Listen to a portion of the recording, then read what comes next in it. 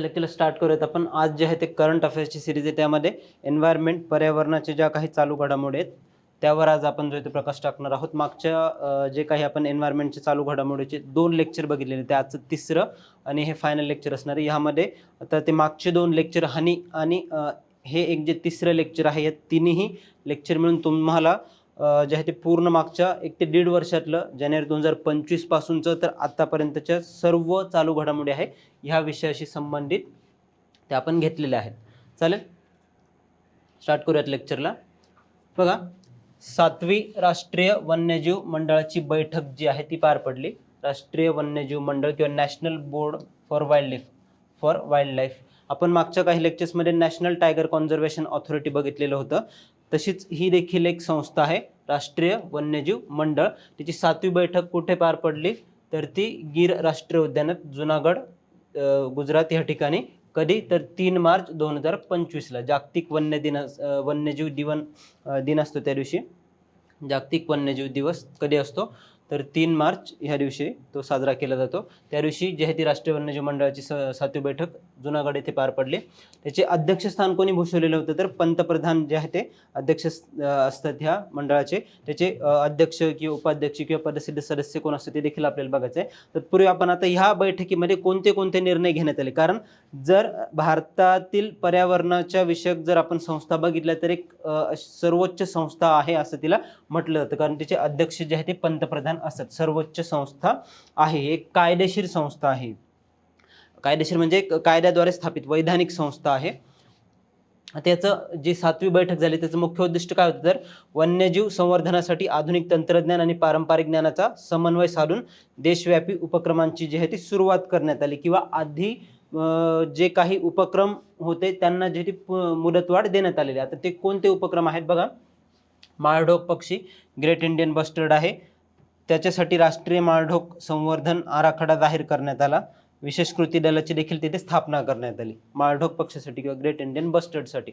Great Indian bustard जर बघितलं आपण तर त्याचं आयुष्य स्थिती काय आहे, क्रिटिकली एंडेंजर्ड किंवा अतिसंकटग्रस्त आहे असं पण म्हणू शकतो, माळढोक पक्षी. त्यानंतर घडियाल किंवा असंही त्याला म्हटलं जातं. घडियाल एक मगर प्रजातीतली आहे ती. त्याची देखील घटती संख्या रोखण्यासाठी नवीन घडियाल संवर्धन उपक्रम राबवण्यात आलेला, स्वतंत्र कृती दलाची स्थापना करण्यात आली. हिची देखील आयुष्य स्थिती जर बघितलं आपण तर क्रिटिकली एंडेंजर्ड किंवा अतिसंकटग्रस्त आहे. असे प्रश्न परीक्षेमध्ये विचारले गेले, एखादी प्रजाती देऊन जे आहे ते त्याची आयुष्य स्थिती विचारण्यात आलेली आहे. नंतर स्लोथ बियर किंवा भारतीय अस्वल, त्याच्यासाठी देखील अधिवास संरक्षण आणि संवर्धन आराखडा जो आहे तो राष्ट्रीय वन्यजीव मंडळाच्या बैठकीमध्ये करण्यात आला आणि टास्क फोर्स ती स्थापन करण्यात आली. याची आयुष्य स्थिती जर बघितली तर ती व्हल्नरेबल आहे, व्हल्नरेबल किंवा असुरक्षित. त्यानंतर पुढचं बघा, अजून इतर काही जे निर्णय घेण्यात आले ते कोणते आहेत, त्यामध्ये मानव वन्यजीव संघर्ष व्यवस्थापन उत्कृष्टता केंद्र जे ते स्थापन करण्यात येणार आहे. मॅन ॲनिमल कन्फ्लिक्ट जे होत असतात, ह्युमन ॲनिमल कन्फ्लिक्ट जे त्या ठिकाणी होत असतात, त्यांच्या तिथे जे आहे संवर्धनासाठी एक नवीन केंद्र स्थापन करण्यात येणार आहे. ते कुठे, तर भारतीय वन्यजीव संस्था wild life institute of India, त्याचं कोइंबतूरचं जे कॅम्पस आहे तिथे हे व्यवस्थापन उत्कृष्टता केंद्र किंवा मॅनेजमेंट एक्सलन्स सेंटर जे आहे ते ह्युमन ॲनिमल कन्फ्लिक्टसाठी, मानव वन्यजीव संघर्षासाठी कोइंबतूर या ठिकाणी स्थापन करण्यात येणार. हे लक्षात असू द्या, ठिकाण पण जे आहे ते माहीत पाहिजे तुम्हाला. भारतीय वन्यजीव संस्था wild life institute of India, Coimbatore या ठिकाणी. नंतर प्रगत तंत्रज्ञानाचा वापर करून, जसं की कृत्रिम बुद्धिमत्ता, मशीन लर्निंग, रिमोट सेन्सिंग आणि जिओ स्पॅशियल मॅपिंगचा वापर करून जे आहे ते वाईल्ड लाईफ कन्झर्वेशन किंवा प्रजातींचं संवर्धन देखील करण्यात येणार आहे. जलद प्रतिसाद पथकांना ट्रॅकिंग प्रणालीने सुसज्ज करणे. थोडक्यात त्यांना एक जे आहे तंत्रज्ञानाच्या वापरातून, तंत्रज्ञानाच्या माध्यमातून संवर्धनासाठीचा आणि प्रजातींच्या पुनरुज्जीवनाचे प्रयत्न त्या ठिकाणी जे आहे ते सरकारकडून करण्यात येतील. नंतर धोरणात्मक भागीदारी. बघा, आता हे सर्व काही करण्यासाठी जसं की प्रगत तंत्रज्ञान, त्याच्यानंतर टास्क फोर्स ज्या काही स्थापन केल्या गेल्या आहेत, ज्या प्रजाती बघितल्या आपण त्यांच्यासाठी, तर wildlife institute of India डेहराडूनला आहे. ही एक मिनिस्ट्री ऑफ एन्व्हायरमेंट, पर्यावरण मंत्रालयाची एक स्वायत्त संस्था आहे. Wild life institute of India कुठे आहे, तर डेहराडून या ठिकाणी. आणि भास्कराचार्य नॅशनल इन्स्टिट्यूट जे आहे यांच्या संयुक्त उपक्रमाने हे सर्व प्रोग्राम राबवले जातील.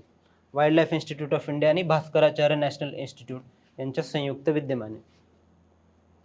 त्यानंतर अजूनही काही तिथे निर्णय घेण्यात आले आहेत. बघा, चित्ता प्रकल्प चित्ता जो आहे प्रोजेक्ट चित्ता याबद्दल आपण बघितलेलं होतं, त्याचा देखील विस्तार करण्यास परवानगी देण्यात आली. कोणते 3 ठिकाणं होते जे आपण सांगितले, कमेंटमध्ये तुम्ही मला सांगा कोणते 3 नॅशनल पार्क किंवा वन्यजीव अभयारण्य. एक तुम्हाला सांगतो कुन्नो राष्ट्रीय उद्यान, दुसरे 2 जे आहे ते तुम्ही कमेंटमध्ये सांगा कोणत्या ठिकाणी चित्ता ही प्रजाती त्यांना तिथे रिलोकेट करण्यात आले किंवा त्याचं आदिवासी क्षेत्र म्हणून भारत सरकारद्वारे त्यांना घोषित करण्यात आलेलं आहे. त्यापैकी एक जे आहे ते मी इथं मेन्शन केलेलं आहे. नंतर बघा, प्रोजेक्ट लायन जो आहे तो 2020ला चालू केलेला होता, त्याच्यासाठी देखील प्रकल्पाला पुढील 10 वर्षांसाठी मुदतवाढ देण्यात आलेली आहे, एक्सटेन्शन देण्यात आलेलं आहे. त्यानंतर नदीतील डॉल्फिनची गणना, भारतातील पहिला अहवाल जो आहे तो त्याची गणना करून प्रसिद्ध केला गेला व त्याद्वारे गंगा, ब्रह्मपुत्र आणि सिंधू खोऱ्यात एकूण 6327 डॉल्फिनची नोंद जी आहे ती करण्यात आली. गँजेस डॉल्फिन यांच्या बद्दल देखील आपण पाहिलेलं होतं, त्याची जो आहे तो भारताचा राष्ट्रीय जलचर प्राणी म्हणून त्याची घोषणा करण्यात आलेली. त्याने याची आयुष्य स्थिती जी आहे ती एंडेंजर्ड आहे.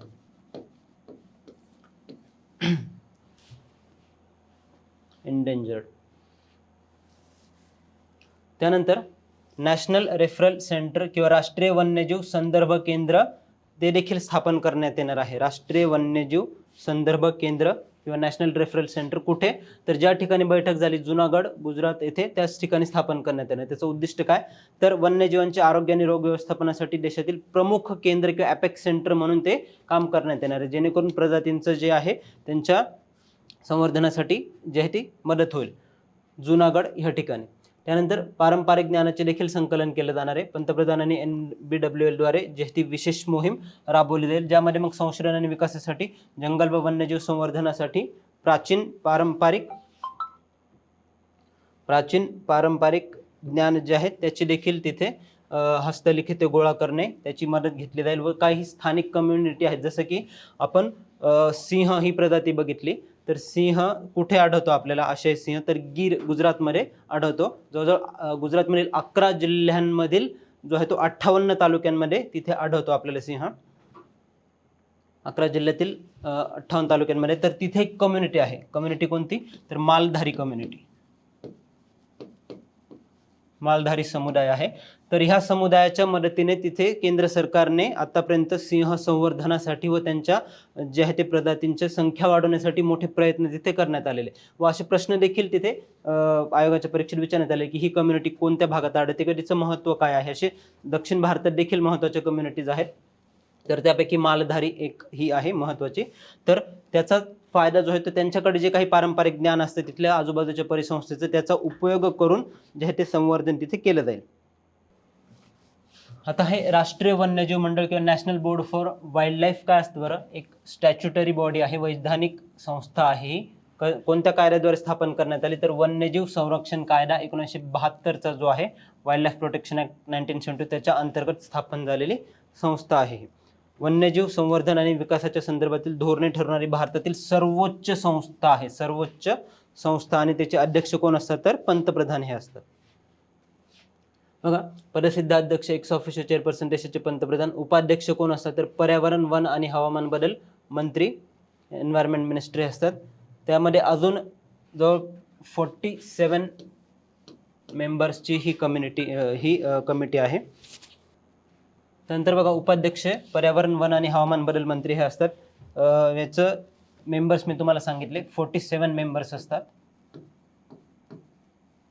47 सदस्य. प्रशासनाचं जर पाहिलं तर लष्कर प्रमुख, संरक्षण सचिव आणि व्यय सचिव, एक्सपेंडिचर सेक्रेटरी हे त्याचे इन्व्हायटी असतात. त्यानंतर अंमलबजावणी जी आहे ती वन्यजीव संवर्धनात सहभागी असलेले उच्चाधिकारी आणि केंद्र सरकारद्वारे नामनिर्देशित केलेले 10 प्रख्यात संवर्धनवादी आणि जे तज्ज्ञ असतात, पर्यावरण तज्ज्ञ, असे मिळून जवळजवळ 47 सदस्य मिळून ही संस्था जी आहे ती बनलेली असते.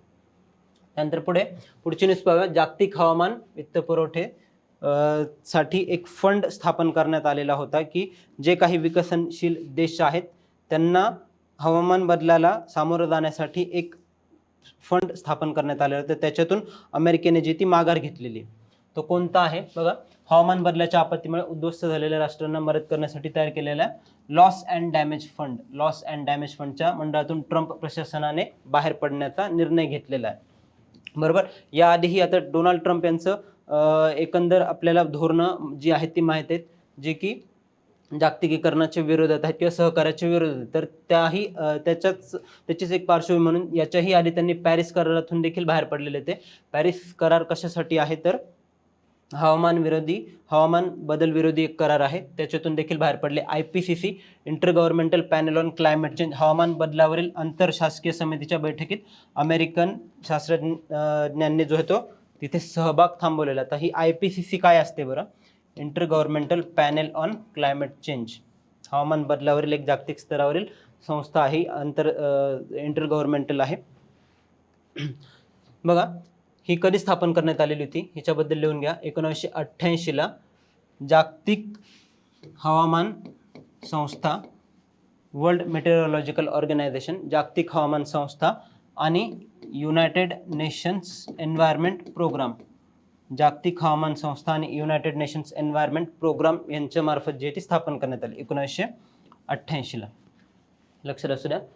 ती काय करते बरं, तर ती फक्त शास्त्रज्ञांची मिळून एक संस्था बनलेली आहे. जे काही हवामान बदल होत आहे त्याच्या संदर्भातलं शोध कार्य करण्याचं किंवा रिसर्च इकोसिस्टम डेव्हलप करण्याचं काम जे आहे ही संस्था तिथे करत असते. जसं की समजा क्रायोस्फिअर असेल, बर्फाळ प्रदेश असेल, तर त्याचा हवामान बदलाचा त्या प्रदेशावर कशा प्रकारे परिणाम होतोय किंवा प्रजाती नामशेष होण्यामध्ये हवामान बदल कितपत कारणीभूत आहे, अशा प्रकारचं संशोधन जे आहे ती IPCC ही संस्था काम करत असते. व ज्या काही दरवर्षी तिथे कॉन्फरन्स ऑफ द पार्टीज होत असतात, United Nations framework convention on climate चेंजच्या UNFCCCच्या ज्या काही कॉन्फरन्सेस होत असतात त्यांना तिथे एक शास्त्रीय आधार देण्याचं किंवा इव्हिडन्स बेस्ड पुरावा आधारित त्या ठिकाणी धोरणं बनवण्याचं काम जे आहे ते या संस्थेमार्फत, त्यांच्या डेटामार्फत, त्यांचे जे शोध कार्य त्याच्यामार्फत जे आहे ते केलं जातं UNFCCC कडून.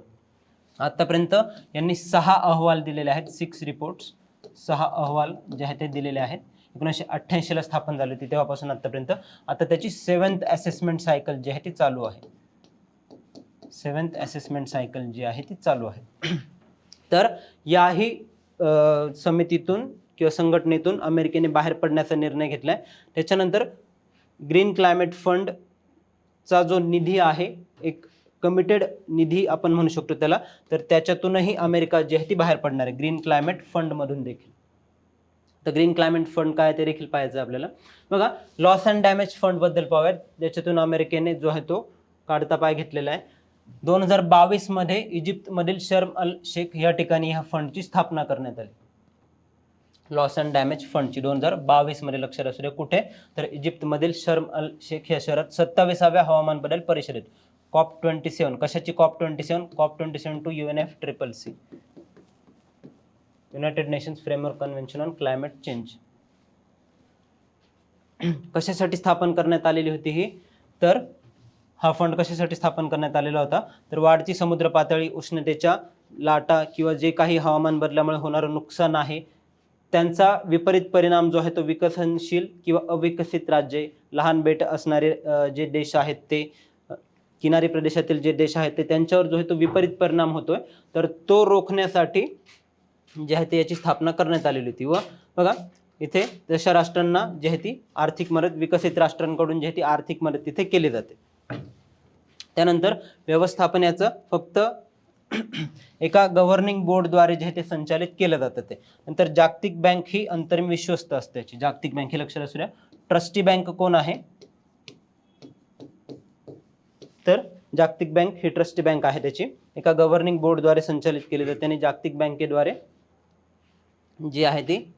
नंतर निधी किती आहे, तर 750 दशलक्ष USD. एकूण वचनबद्ध निधी किती आहे, 750 दशलक्ष USD.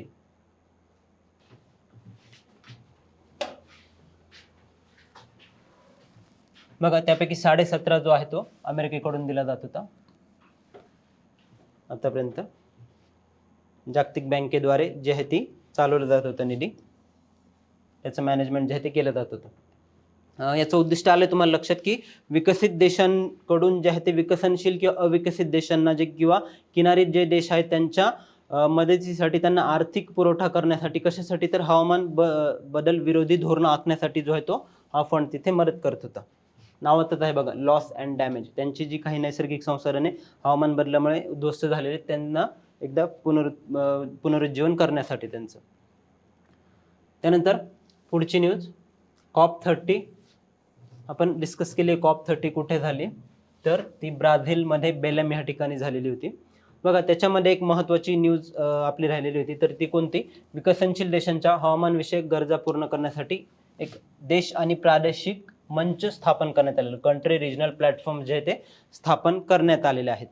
कोणाद्वारे स्थापन करण्यात आलेले, तर त्यामध्ये प्रामुख्याने भारत, नंतर इतर 12 विकसनशील देश जे आहेत. आता हे विकसनशील देश कोणते आहेत 12, जसे की त्यामध्ये इंडोनेशिया आहे, इथिओपिया आहे, इजिप्त आहे. हे लक्षात ठेवण्याची गरज नाही, फक्त भारताचा समावेश आहे एवढं लक्षात असणं तुमच्या माहितीसाठी किंवा परीक्षेसाठी उपयुक्त आहे. भारत, इतर 12 विकसनशील देश आणि African island states climate commission, African island states climate commission अशा जे काही देश किंवा संस्था आहेत आंतरराष्ट्रीय स्तरावरच्या, त्यांच्याद्वारे जे ती कंट्री रिजनल प्लॅटफॉर्म जे ती स्थापन करण्यात आलेलं. कशासाठी, तर विकसनशील देशांच्या हवामानविषयक गरजा पूर्ण करण्यासाठी. आपण मगाशी जे तो लॉस अँड डॅमेज फंड पाहिला, तर त्यालाच पुढे नेण्यासाठी जे ते मागच्या वर्षी तिथे COP30 मध्ये हा मंच स्थापन करण्यात आलेला आहे.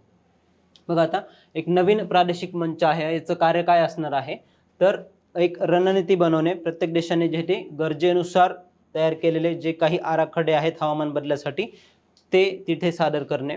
नंतर गुंतवणूक नियोजन करणे, जसं की विकसित देशांकडून जो वित्त निधी आहे तो अविकसित देशांकडे कशा प्रकारे वळवता येईल ते देखील बघणे.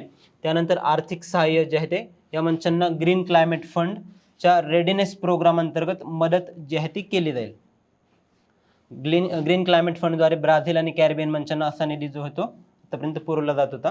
ग्रीन क्लायमेट फंडचा रेडीनेस प्रोग्राम असतो, त्याच्याद्वारे जी आहे ती देशांना जी आहे ती, जी कोणते देश बरं ज्यांना हवामान बदलासाठी ते सामना करावा लागतो त्यांना ती मदत केली जाईल, हे लक्षात असू द्या. व त्यात भारत एक महत्त्वाचा तिथे देश आहे. Country regional platforms COP30 Brazil येथे स्थापन करण्यात आलेले आहेत. आता ग्रीन क्लायमेट फंड बद्दल आपण डिस्कस करतोय. तर ग्रीन क्लायमेट फंड काय आहे व कधी स्थापन केला गेलेला होता, तो जगातील आतापर्यंतचा सर्वात मोठा एक हवामान निधी स्थापन करण्यात आलेला हवामान निधी फंड आहे तो, बरोबर. आता उद्दिष्ट काय, विकसनशील देशांना त्यांचे नॅशनली डिटर्मिन कॉन्ट्रीब्युशन्स जे आहे ते पूर्ण करण्यासाठी मदत करणे. नॅशनल डिटर्मिन कॉन्ट्रीब्युशन्स म्हणजे काय, तर आपण डिस्कस केलेलं आहे हे, की कुठल्याही एका देशाला जर त्यांचं उत्सर्जन कमी करायचं असेल व हवामान बदलाला त्यांना अनुकूलन किंवा ॲडॅप्टेशन जे आहे ते करायचं असेल, तर त्याच्यासाठीचे जे त्यांनी एक नॅशनली डिटर्मिन कॉन्ट्रीब्युशन्स, तर ते नॅशनल डिटर्मिन कॉन्ट्रीब्युशन जे ते पूर्ण करण्यासाठी मदत करणे. जसं की कमी उत्सर्जन, हवामान लवचिक, क्लायमेट रेझिलियंट मार्गांचा अवलंब करण्यासाठी देशांची जी क्षमता आहे किंवा कॅपॅबिलिटी डेव्हलपमेंट त्यासाठी प्रयत्न करणे. बघा आता याचं मुख्यालय कुठे आहे, सोंगडो दक्षिण कोरियामध्ये, इंचॉन शहर लक्षात ठेवा, दक्षिण कोरियामध्ये याचं जे आहे ते मुख्यालय आहे. स्थापना कधी करण्यात आली, 2010 मध्ये जी आहे ती स्थापना करण्यात आली. COP16 conference of the parties 16 या परिषदेमध्ये याची स्थापना करण्यात आली.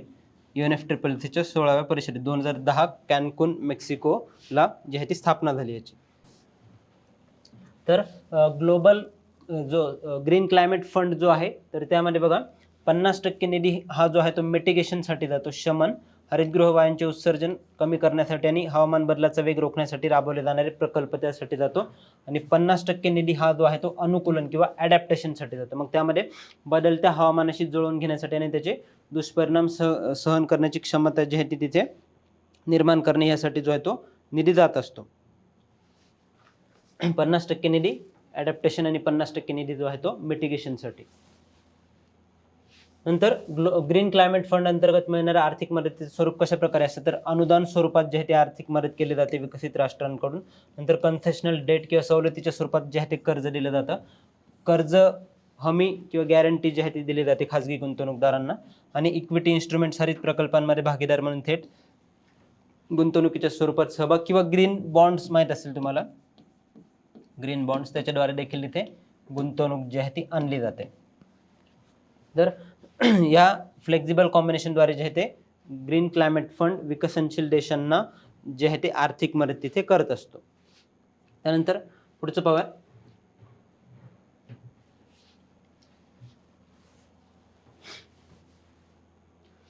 National centre for polar and ocean research, NCPOR, national centre for polar and oceanic research, त्याचं 25 वर्ष जे आहे ती झालेले स्थापना करून national centre for polar and ocean रिसर्चची स्थापना जी कधी करण्यात आली, 1998 मध्ये स्थापना करण्यात आली.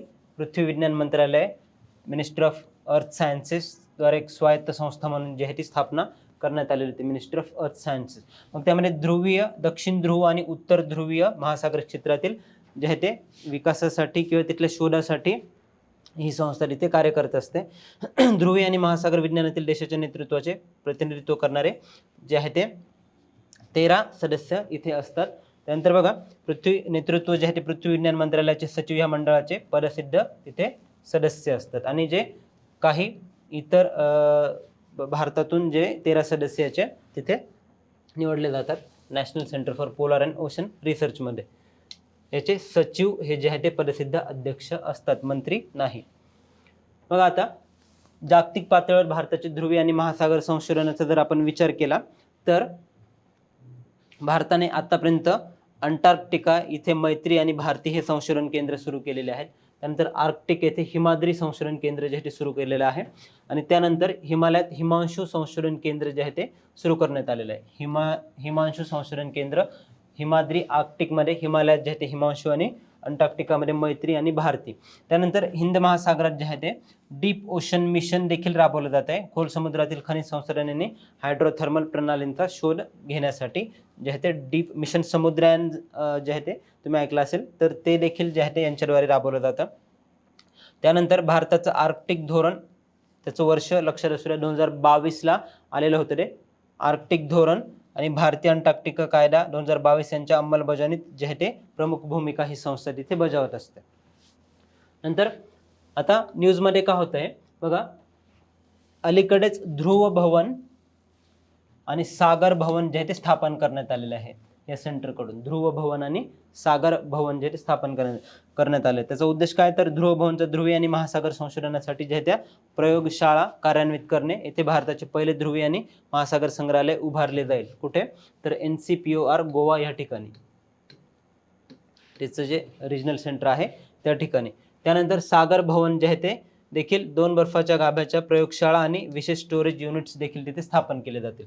आता हे ध्रुव भवन आणि सागर भवन जर कोणी स्थापन केले असं तुम्हाला विचारलं कोणती संस्था आहे ती, तर ती national centre for polar and ocean research हे माहीत पाहिजे.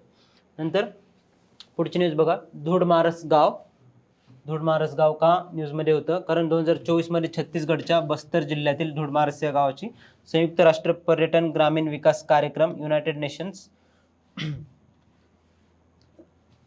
वर्ल्ड टुरिझम ऑर्गनायझेशन द्वारे जे आहे ती तिथे सहभागी होण्यासाठी निवड करण्यात आली. बेस्ट टुरिझम व्हिलेज प्रोग्राम जो आहे तो United Nations World Tourist Organisation द्वारे त्याच्यासाठी जे आहे ती निवड करण्यात आली. छत्तीसगडच्या बस्तर जिल्ह्यातील आहे, पर्यावरण आणि पर्यटनातील त्याची जागतिक ओळख तयार करण्यासाठी बेस्ट टुरिस्ट व्हिलेज म्हणून त्याला जे आहे ती मान्यता देण्यात आली. आता हे धुडमारस हे गाव कुठे, छत्तीसगडमधील कांगेर व्हॅली नॅशनल पार्क मध्ये आहे. कांगेर व्हॅली नॅशनल पार्क मधील घनदाट जंगल आणि कांगेर नदीच्या काठावर बसलेलं गाव आहे. तर हे देखील लक्षात ठेवा, कांगेर व्हॅली नॅशनल पार्क राष्ट्रीय उद्यान कुठे आहे, तर छत्तीसगड ह्या राज्यामध्ये. धुर्वा जमातीचे इथे वास्तव्य आहे, धुर्वा जमात.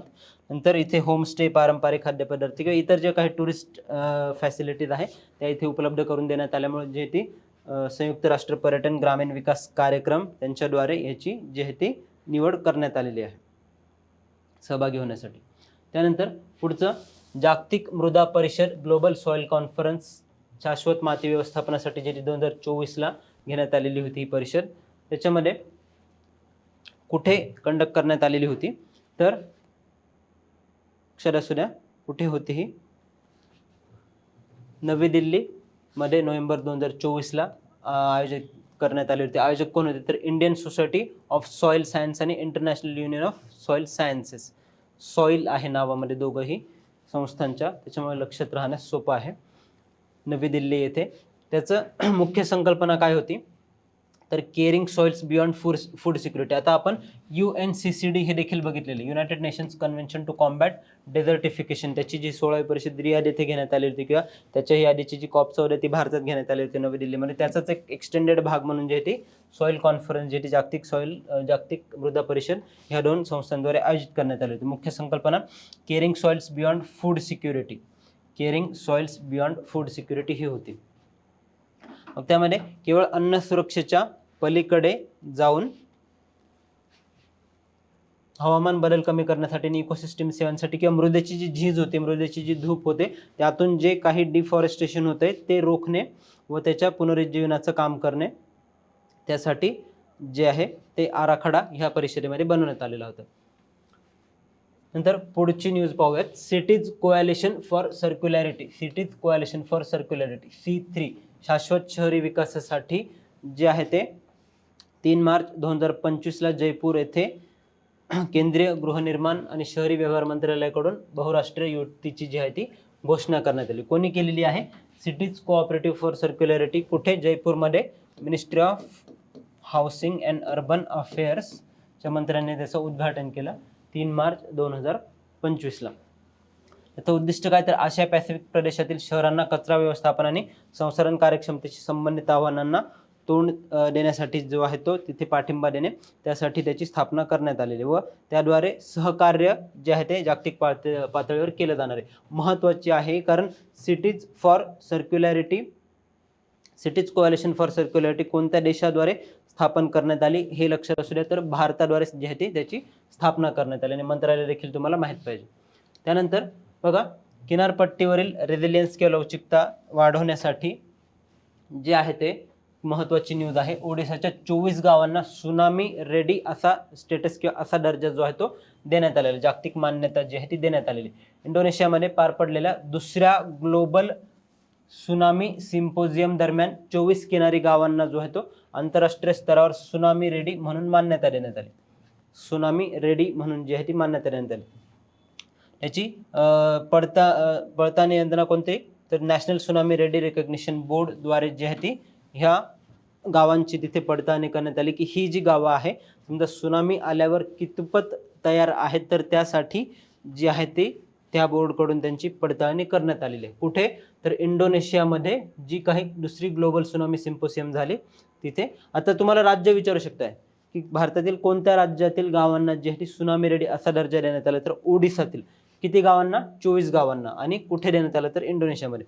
बघा, आता हे जे काही national tsunami ready recognition board जे आहे त्याच्यामध्ये इनकॉईसमधील, आता इनकॉईस पाहिलेलं आहे आपण, इनकॉईस काय आहे ते, हैदराबाद स्थित एक भारताची पृथ्वी विज्ञान मंत्रालयाची संस्था आहे. इंडियन नॅशनल ओशनसाठीची, समुद्री परिसंस्थेसाठीची एक संस्था आहे.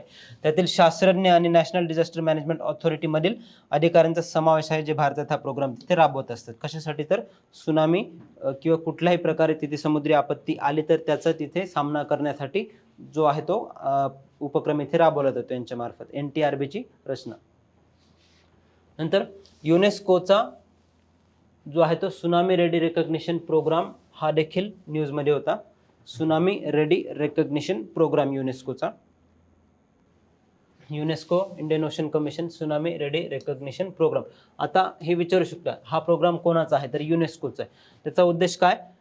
तर जागरूकता आणि सजग धोरणांद्वारे जे ते सुनामीपासून जी काही होणारी जीवित आणि आर्थिक हानी आहे, तर त्याचं तिथे ती हानी कमी करणे आणि जागतिक किनारी भागांमधील जोखीम प्रतिबंध आणि निवारण मजबूत करण्यासाठी एक आंतरराष्ट्रीय स्तरावर मंच उपलब्ध करून देणे. कार्यपद्धती याची जर पाहिली आपण तर यामध्ये 12 निर्देशांक आहेत. त्या निर्देशांकानुसार जे आहे ते त्या ठिकाणी देशांना जे ती क्रमवारी तिथे दिली जाते. मग युनेस्कोद्वारे जो आहे तो सुनामी रेडी रेकग्निशन प्रोग्राम राबवला जातो. कशासाठी? तर एक जागरूकता घडवून आणण्यासाठी किंवा आपत्ती व्यवस्थापनासाठी देशांना तिथे त्यांची क्षमता उभारण्यासाठी हा उपक्रम राबवला जातो.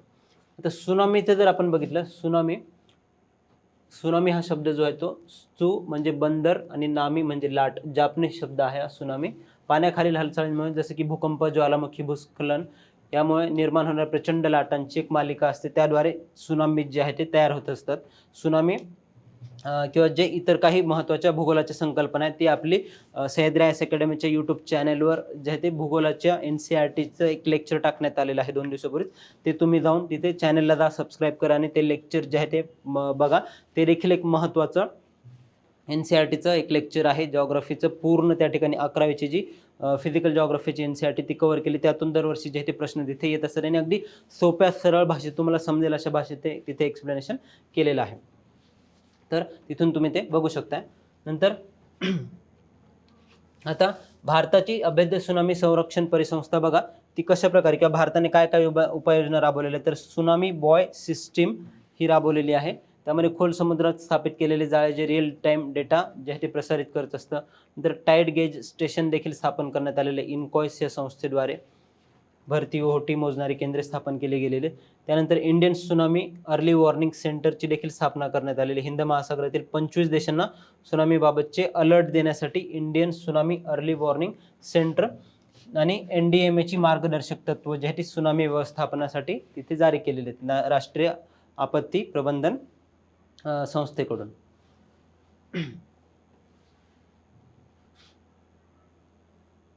पुढचं पाहूया आता काही जे आहेत ते त्या ठिकाणी ज्वालामुखी न्यूजमध्ये होते. व्होल्कॅनो जे आपण म्हणतो ते न्यूजमध्ये होते. ते कोणते तर इंडो पॅसिफिक क्षेत्रातील जे आहे ते न्यूजमध्ये होते. इंडो पॅसिफिकमधील भूगर्भीय ज्या काही घडामोडी घडल्या तर आता परीक्षेमध्ये प्रश्न तुम्हाला विचारू शकता येते की हा जो सुनामी होता तो कशा प्रकारे किंवा तो कोणत्या देशात होता. तो ॲक्टिव्ह जो सुनामी अलीकडेच ॲक्टिव्ह झालेला तो कोणत्या देशात स्थित होता असे तिथे प्रश्न येऊ शकतात.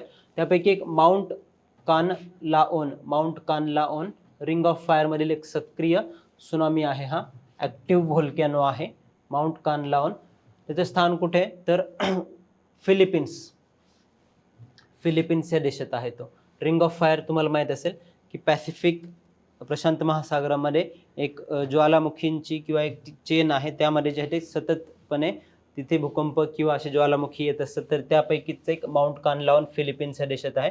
त्याचं स्ट्रॅटो व्होल्कॅनो किंवा स्तरित ज्वालामुखी प्रकारचा आहे तो. स्तरित ज्वालामुखी प्रकारचा हा व्होल्कॅनो आहे. सक्रिय त्याच्यातून वराख आणि वायूचे प्रचंड उत्सर्जन झालेले होते. फिलिपिन्स आणि माउंट कानलाओन हे पॅसिफिक रिंग ऑफ फायरमध्ये स्थित आहेत. उच्च भूकंपीय हालचालींमुळे जागतिक स्तरावरचं अत्यंत महत्त्वाचं तिथे केंद्र बनलेलं आहे. त्यानंतर पुढचं पाहूयात. पुढचं कोणतं आहे माउंट सेमेरू. माउंट कानलाओन कुठे फिलिपिन्समध्ये. माउंट सेमेरू इंडोनेशियातील आहे. आता हा बघा इंडोनेशियातील आहे. तिसरा सर्वात उंच ज्वालामुखी इंडोनेशियातील पूर्व जावा जे आहे ते तेंगगर ज्वालामुखी संकुलाचे दक्षिण टोकात आहे. ज्वालामुखी क्लस्टर जे आहे त्याच्यापैकी हा एक महत्त्वाचा माउंट सेमेरू हा आहे. हे देखील लक्षात ठेवा इंडोनेशियातील आणि तेंगगर ज्वालामुखी संकुलाच्या दक्षिण टोकाला स्थित हा तिथे ज्वालामुखी आहे. त्यामध्ये मग अलीकडेच याचं देखील तिथे जो आहे तो ॲक्टिव्ह झाला होता. मागच्या वर्षीच जो आहे तो ॲक्टिव्ह झाला होता. आकाशात 13 किलोमीटरपर्यंत राखेचे लोट आणि पायरोक्लास्टिक प्रवाह जे आहे ते बाहेर पडलेले होते. एका प्रमुख सबडक्शन झोनमध्ये स्थित हा जिथे इंडो ऑस्ट्रेलियन प्लेट आणि युरेशियन प्लेट जे आहे ती खाली सरकते. हे देखील तुम्हाला जिओग्राफीचं लेक्चर बघा तिथे जे आहे ती कन्सेप्ट क्लिअर होईल. पुढचा सेमेरू जर पाहिला आपण तर अरुंद आणि उभा शंकू असलेला आहे किंवा कॅल्डेरा आहे तिथं. कॅल्डेरा आणि क्रेटर सर्वे बघा. एखादा जेव्हा ज्वालामुखी येतो तर त्या ज्वालामुखीतून जो आहे तो व्होल्कॅनो तर असे जे काही विवर आहेत असे विवर तयार होतात त्याला तिथे कॅल्डेरा म्हटलं. आणि कालांतराने तो जेव्हा थंड होतो तेव्हा तिथे पाणी देखील साचत असतं कॅल्डेरा. त्याला महामेरू किंवा सुमेरू असं देखील म्हटलं जातं. हिंदू पर्वत हिंदू नाव आहे तर त्याच्यावरून त्याचं तिथे नामकरण करण्यात आलेलं आहे. तो 1967 पासून सतत सक्रिय आहे आणि आता अलीकडेच जो आहे तो पुन्हा एकदा सक्रिय झालेला होता माउंट सेमेरू. नंतर पुढचं माउंट इबू कुठे आहे तर हा देखील माउंट इबू इंडोनेशियामध्ये असलेला हा ज्वालामुखी. इंडोनेशियामध्ये असलेला हा ज्वालामुखी बरोबर इंडोनेशियामध्येच आहे.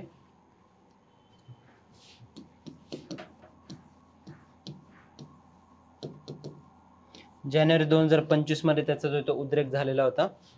स्ट्रॅटो व्होल्कॅनो आहे, हा पण एक स्तरित ज्वालामुखी आहे. स्ट्रॅटो व्होल्कॅनो म्हणजे लावा, राख आणि ज्वालामुखीच्या ढिगाऱ्यांचा थरांनी बनलेला एक उभा आणि शंकूच्या आकाराचा पर्वत. बघा असे थर असतात इथे. जसं ज्वालामुखी किंवा एक लावा रस तिथून बाहेर येतो तर तो असा पसरत चालतो. असे पसरल्यावर असे एक एक थर जे ते बनत जातात त्याला स्तरित व्होल्कॅनो किंवा स्ट्रॅटो व्होल्कॅनो असं म्हटलं जातं. आता स्तरित व्होल्कॅनोची किंवा स्ट्रॅटो व्होल्कॅनोची अजून कोणते उदाहरणं आहेत की जे ॲक्टिव्ह आहेत? माउंट व्हेसुवियस इटलीमधला, Mount Vesuvius Italy, Mount Fuji जपानमधला आणि माउंट क्रॅकाटोआ इंडोनेशियामधला. Mount Fuji Japan, Mount Krakatoa Indonesia आणि माउंट व्हेसुवियस इटलीमधला स्ट्रॅटो व्होल्कॅनोचे जे आहे ते उदाहरणं आहेत. असे प्रश्न जे ते UPSCच्या पूर्वपरीक्षेमध्ये राज्यसेवेत जे ते विचारण्यात आलेले आहे. त्यानंतर पुढचा इंडोनेशियातील जो आहे तो माउंट लेवोटोबी लाकी हे देखील एक शिखर, दुहेरी शिखर असलेला ज्वालामुखी, त्याचं देखील एक तीव्र उद्रेक अलीकडेच झालेला आहे. त्यानंतर माउंट रुआंग हा देखील इंडोनेशियामधील याचे, तो देखील अलीकडील उद्रेकामुळे जो आहे तो मोठ्या प्रमाणात इथे लोकांचं जे आहे ते स्थलांतर करण्यात आलं होतं. माउंट लेवोटोबी लाकी आणि माउंट रुआंग हे कुठले आहेत तर इंडोनेशियातीलच आहेत. माउंट दुकोनो हा देखील एक इंडोनेशियामधीलच आहे. माउंट डुकोनो हा देखील अलीकडे न्यूजमध्ये होता, त्याचं देश लक्षात असू द्या. रुंद आकाराचा एक ज्वालामुखी आहे हा. नंतर मायोन व्होल्कॅनो हा देखील न्यूजमध्ये होता. मायोन ज्वालामुखी व्होल्कॅनो हा फिलिपिन्समध्ये आहे.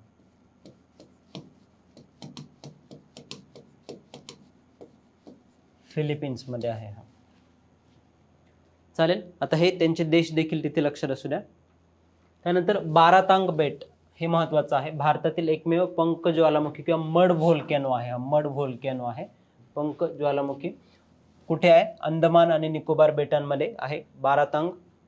याआधी देखील जेव्हा तिथे त्या ठिकाणी ज्वालामुखी ॲक्टिव्ह होता तर त्यावर जे आहे ते प्रश्न विचारला गेलेला आहे. बघा इथे आता याचं वैशिष्ट्य काय बरं? इथे शिलारस किंवा मॅग्मा नाही, लाव्हा जो आहे त्याच्यामध्ये इथे नसतो, तर काय असतं त्यामध्ये? मड, बरोबर, म्हणून त्याला पंख ज्वालामुखी असं म्हटलं जातं. त्यामध्ये मग चिखल, पाणी आणि मिथेन सारखे वायू जे आहेत ते तिथे बाहेर टाकले जातात, बरोबर. त्याचा उद्रेक जो आहे तो हळूवार प्रवाहापासून ते शक्तिशाली स्फोटापर्यंत देखील असू शकतो, पण महत्त्वाचं काय तर मॅग्मा ह्यामध्ये नसतो.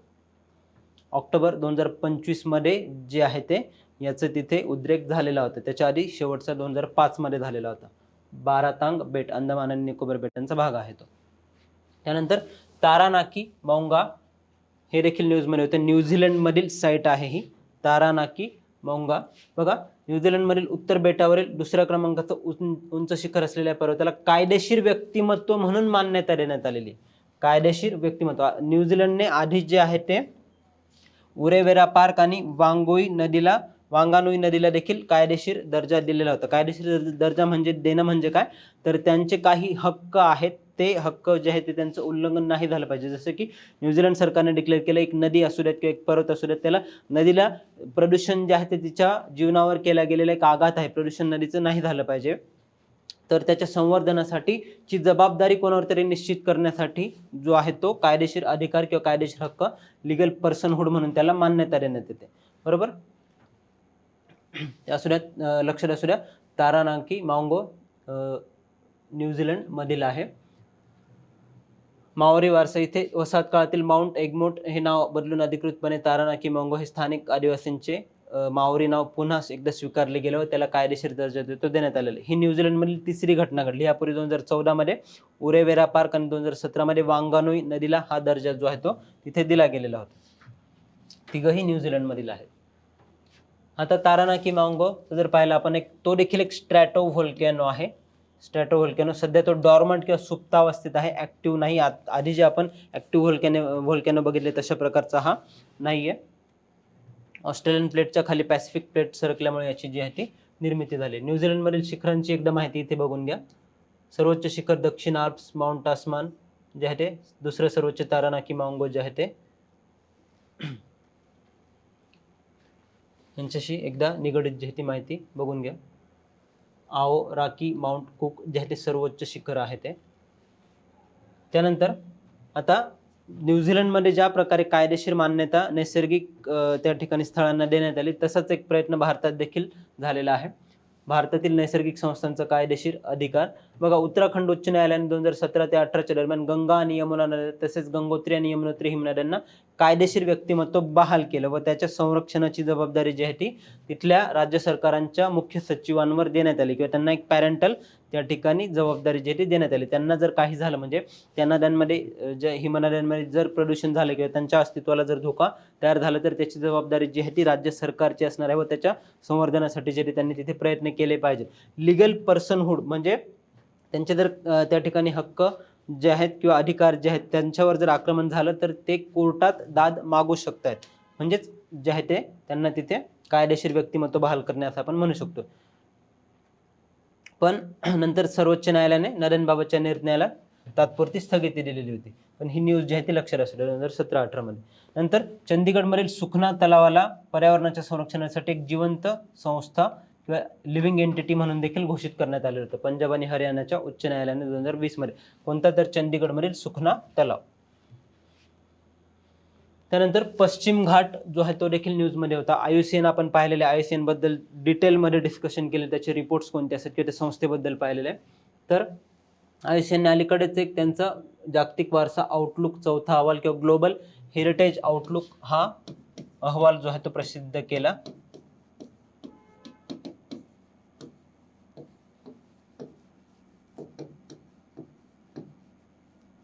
ग्लोबल हेरिटेज आउटलुक हा अहवाल जो आहे तो प्रसिद्ध केलेला आहे.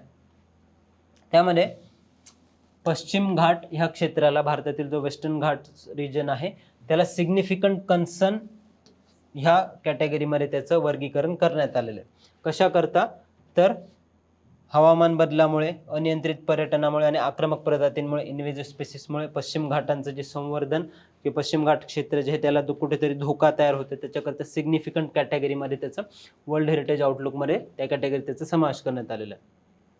हे लक्षात असू द्या. भारतातून असा प्रश्न विचारू शकता IUCN द्वारे जागतिक वारसा आउटलुक किंवा ग्लोबल हेरिटेज आउटलुकमध्ये कोणत्या स्थळाला, कोणत्या स्थानाला तिथे सिग्निफिकंट कन्सर्न किंवा चिंतेचे बाब ह्या कॅटेगरीमध्ये जो आहे तो समावेश करण्यात आलेला. तर पश्चिम घाट प्रदेश हा आहे. पश्चिम घाट प्रदेश हा युनेस्को जागतिक वारसा स्थळ आहे. त्यानंतर जगातील 8 सर्वोच्च जैवविविधता हॉटस्पॉटपैकी हा एक आहे, पश्चिम घाट वारसा स्थळ. त्यानंतर त्याचं जर आपण डिटेलमध्ये पाहिलं पश्चिम घाटाचं तर अरबी समुद्राच्या मलबार किनारपट्टीला समांतर आहे हा. पूर्ण इथपासून गुजरातपासून तर अगदी तामिळनाडूपर्यंत पसरलेला आहे.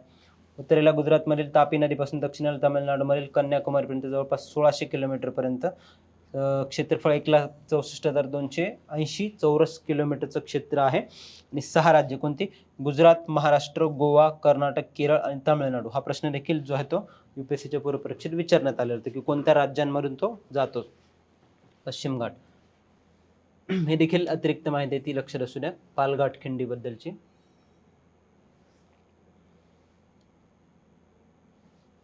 त्यानंतर पश्चिम घाटातील महत्त्वाची शिखरे. अनामुडी केरळमध्ये स्थित आहे. पश्चिम घाटातील सर्वोच्च शिखर जे आहे ते 2695 मीटर.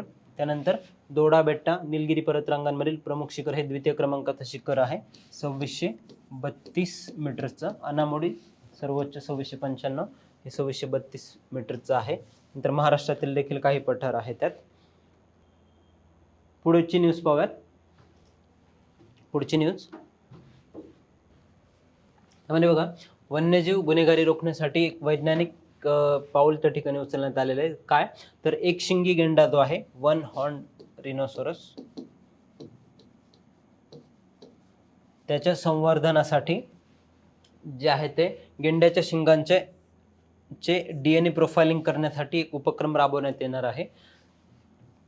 कोणामार्फत तर आसाम वन विभाग आणि वन्यजीव संस्था wild life institution of India Dehradun स्थित संस्था आहे. तर त्यांच्या संयुक्त उपक्रमातून जो आहे तो एकशिंगी गेंड्यांच्या शिंगांचं जे आहे ते DNA प्रोफाइलिंग करण्यासाठी, संवर्धन आणि वन्यजीव गुन्ह्यांच्या तपासाला बळकटी देण्यासाठी. कारण एकशिंगी गेंडा जो आहे तो फक्त जर तुम्ही बघितलं तर कुठे आढळतो भारतात, तो आसाममध्ये जे आहे ते त्याचं 90% पॉप्युलेशन आढळतं. आसाममध्ये पण कुठे तर खास करून काझीरंगा नॅशनल पार्क, काझीरंगा राष्ट्रीय उद्यानात जो आहे तो एकशिंगी गेंडा आढळतो. तर तिथे त्याचं मोठ्या प्रमाणात पोचिंग होत असतं. त्याचं जे शिंग आहे त्याला मार्केटमध्ये, ब्लॅक मार्केटमध्ये जे ती व्हॅल्यू आहे ती, तर त्याचं पोचिंग रोखण्यासाठी व त्याचं संवर्धन करण्यासाठी DNA प्रोफाइलिंगचा उपक्रम जो आहे तो हाती घेण्यात आलेला आहे.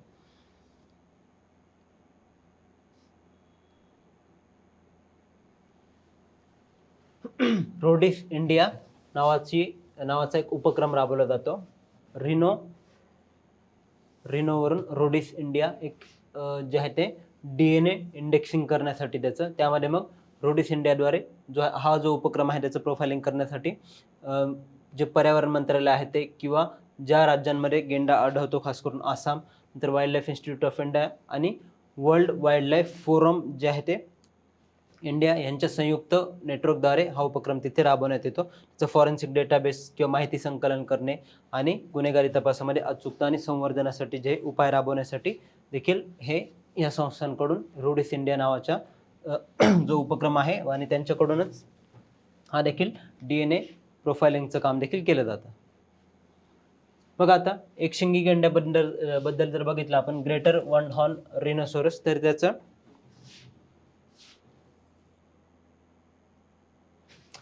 IUCN स्टेटस काय आहे, तर व्हल्नरेबल किंवा असुरक्षित आहे. IUCN स्टेटस व्हल्नरेबल आहे. जगातील एकूण गेंड्यापैकी 80% गेंडे केवळ आसाममध्ये आहेत. भारतातील आसाममध्ये तर आहेत, पण जगातील एकूण गेंड्यांपैकी 80% आसाममध्ये. आसाममधील 70% लोकसंख्या 70% गेंड्यांची लोकसंख्या एकट्या काझीरंगा राष्ट्रीय उद्यानात आहे.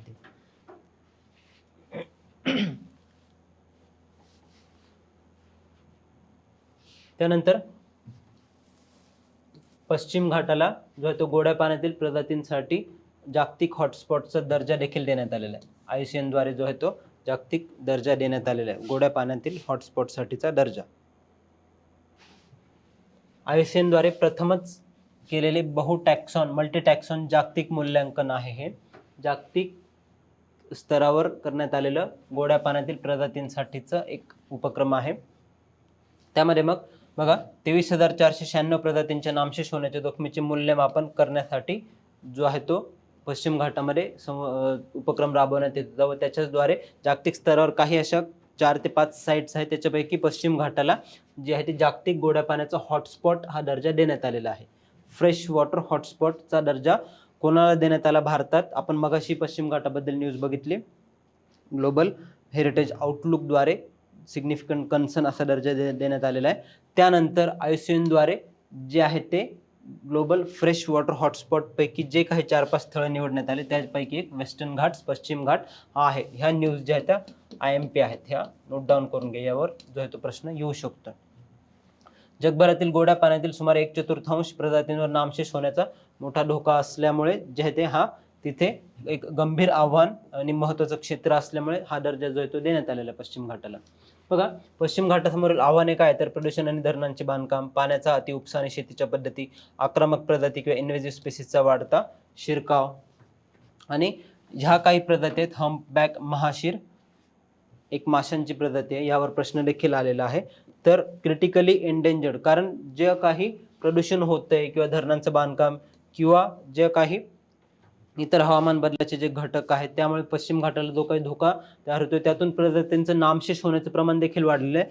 त्यापैकी नामशेष होणाऱ्या प्रजातींपैकी हम्पबॅक महाशीर हा एक मासा आहे, एक महाकाय मासा, आणि तो त्याच्या अस्तित्वाला एक मोठा धोका तयार झालेला आहे व सुप्रीम कोर्टाने देखील जे आहे ते केंद्र सरकारला, राज्य सरकारला निर्देश दिलेले आहेत की अशा प्रकारे प्रजातींचं जे आहे ते नामशेष होऊ नये त्यासाठी जे आहे ते धोरणं तयार करा किंवा आराखडे तयार करा. ही प्रजाती लक्षात ठेवा.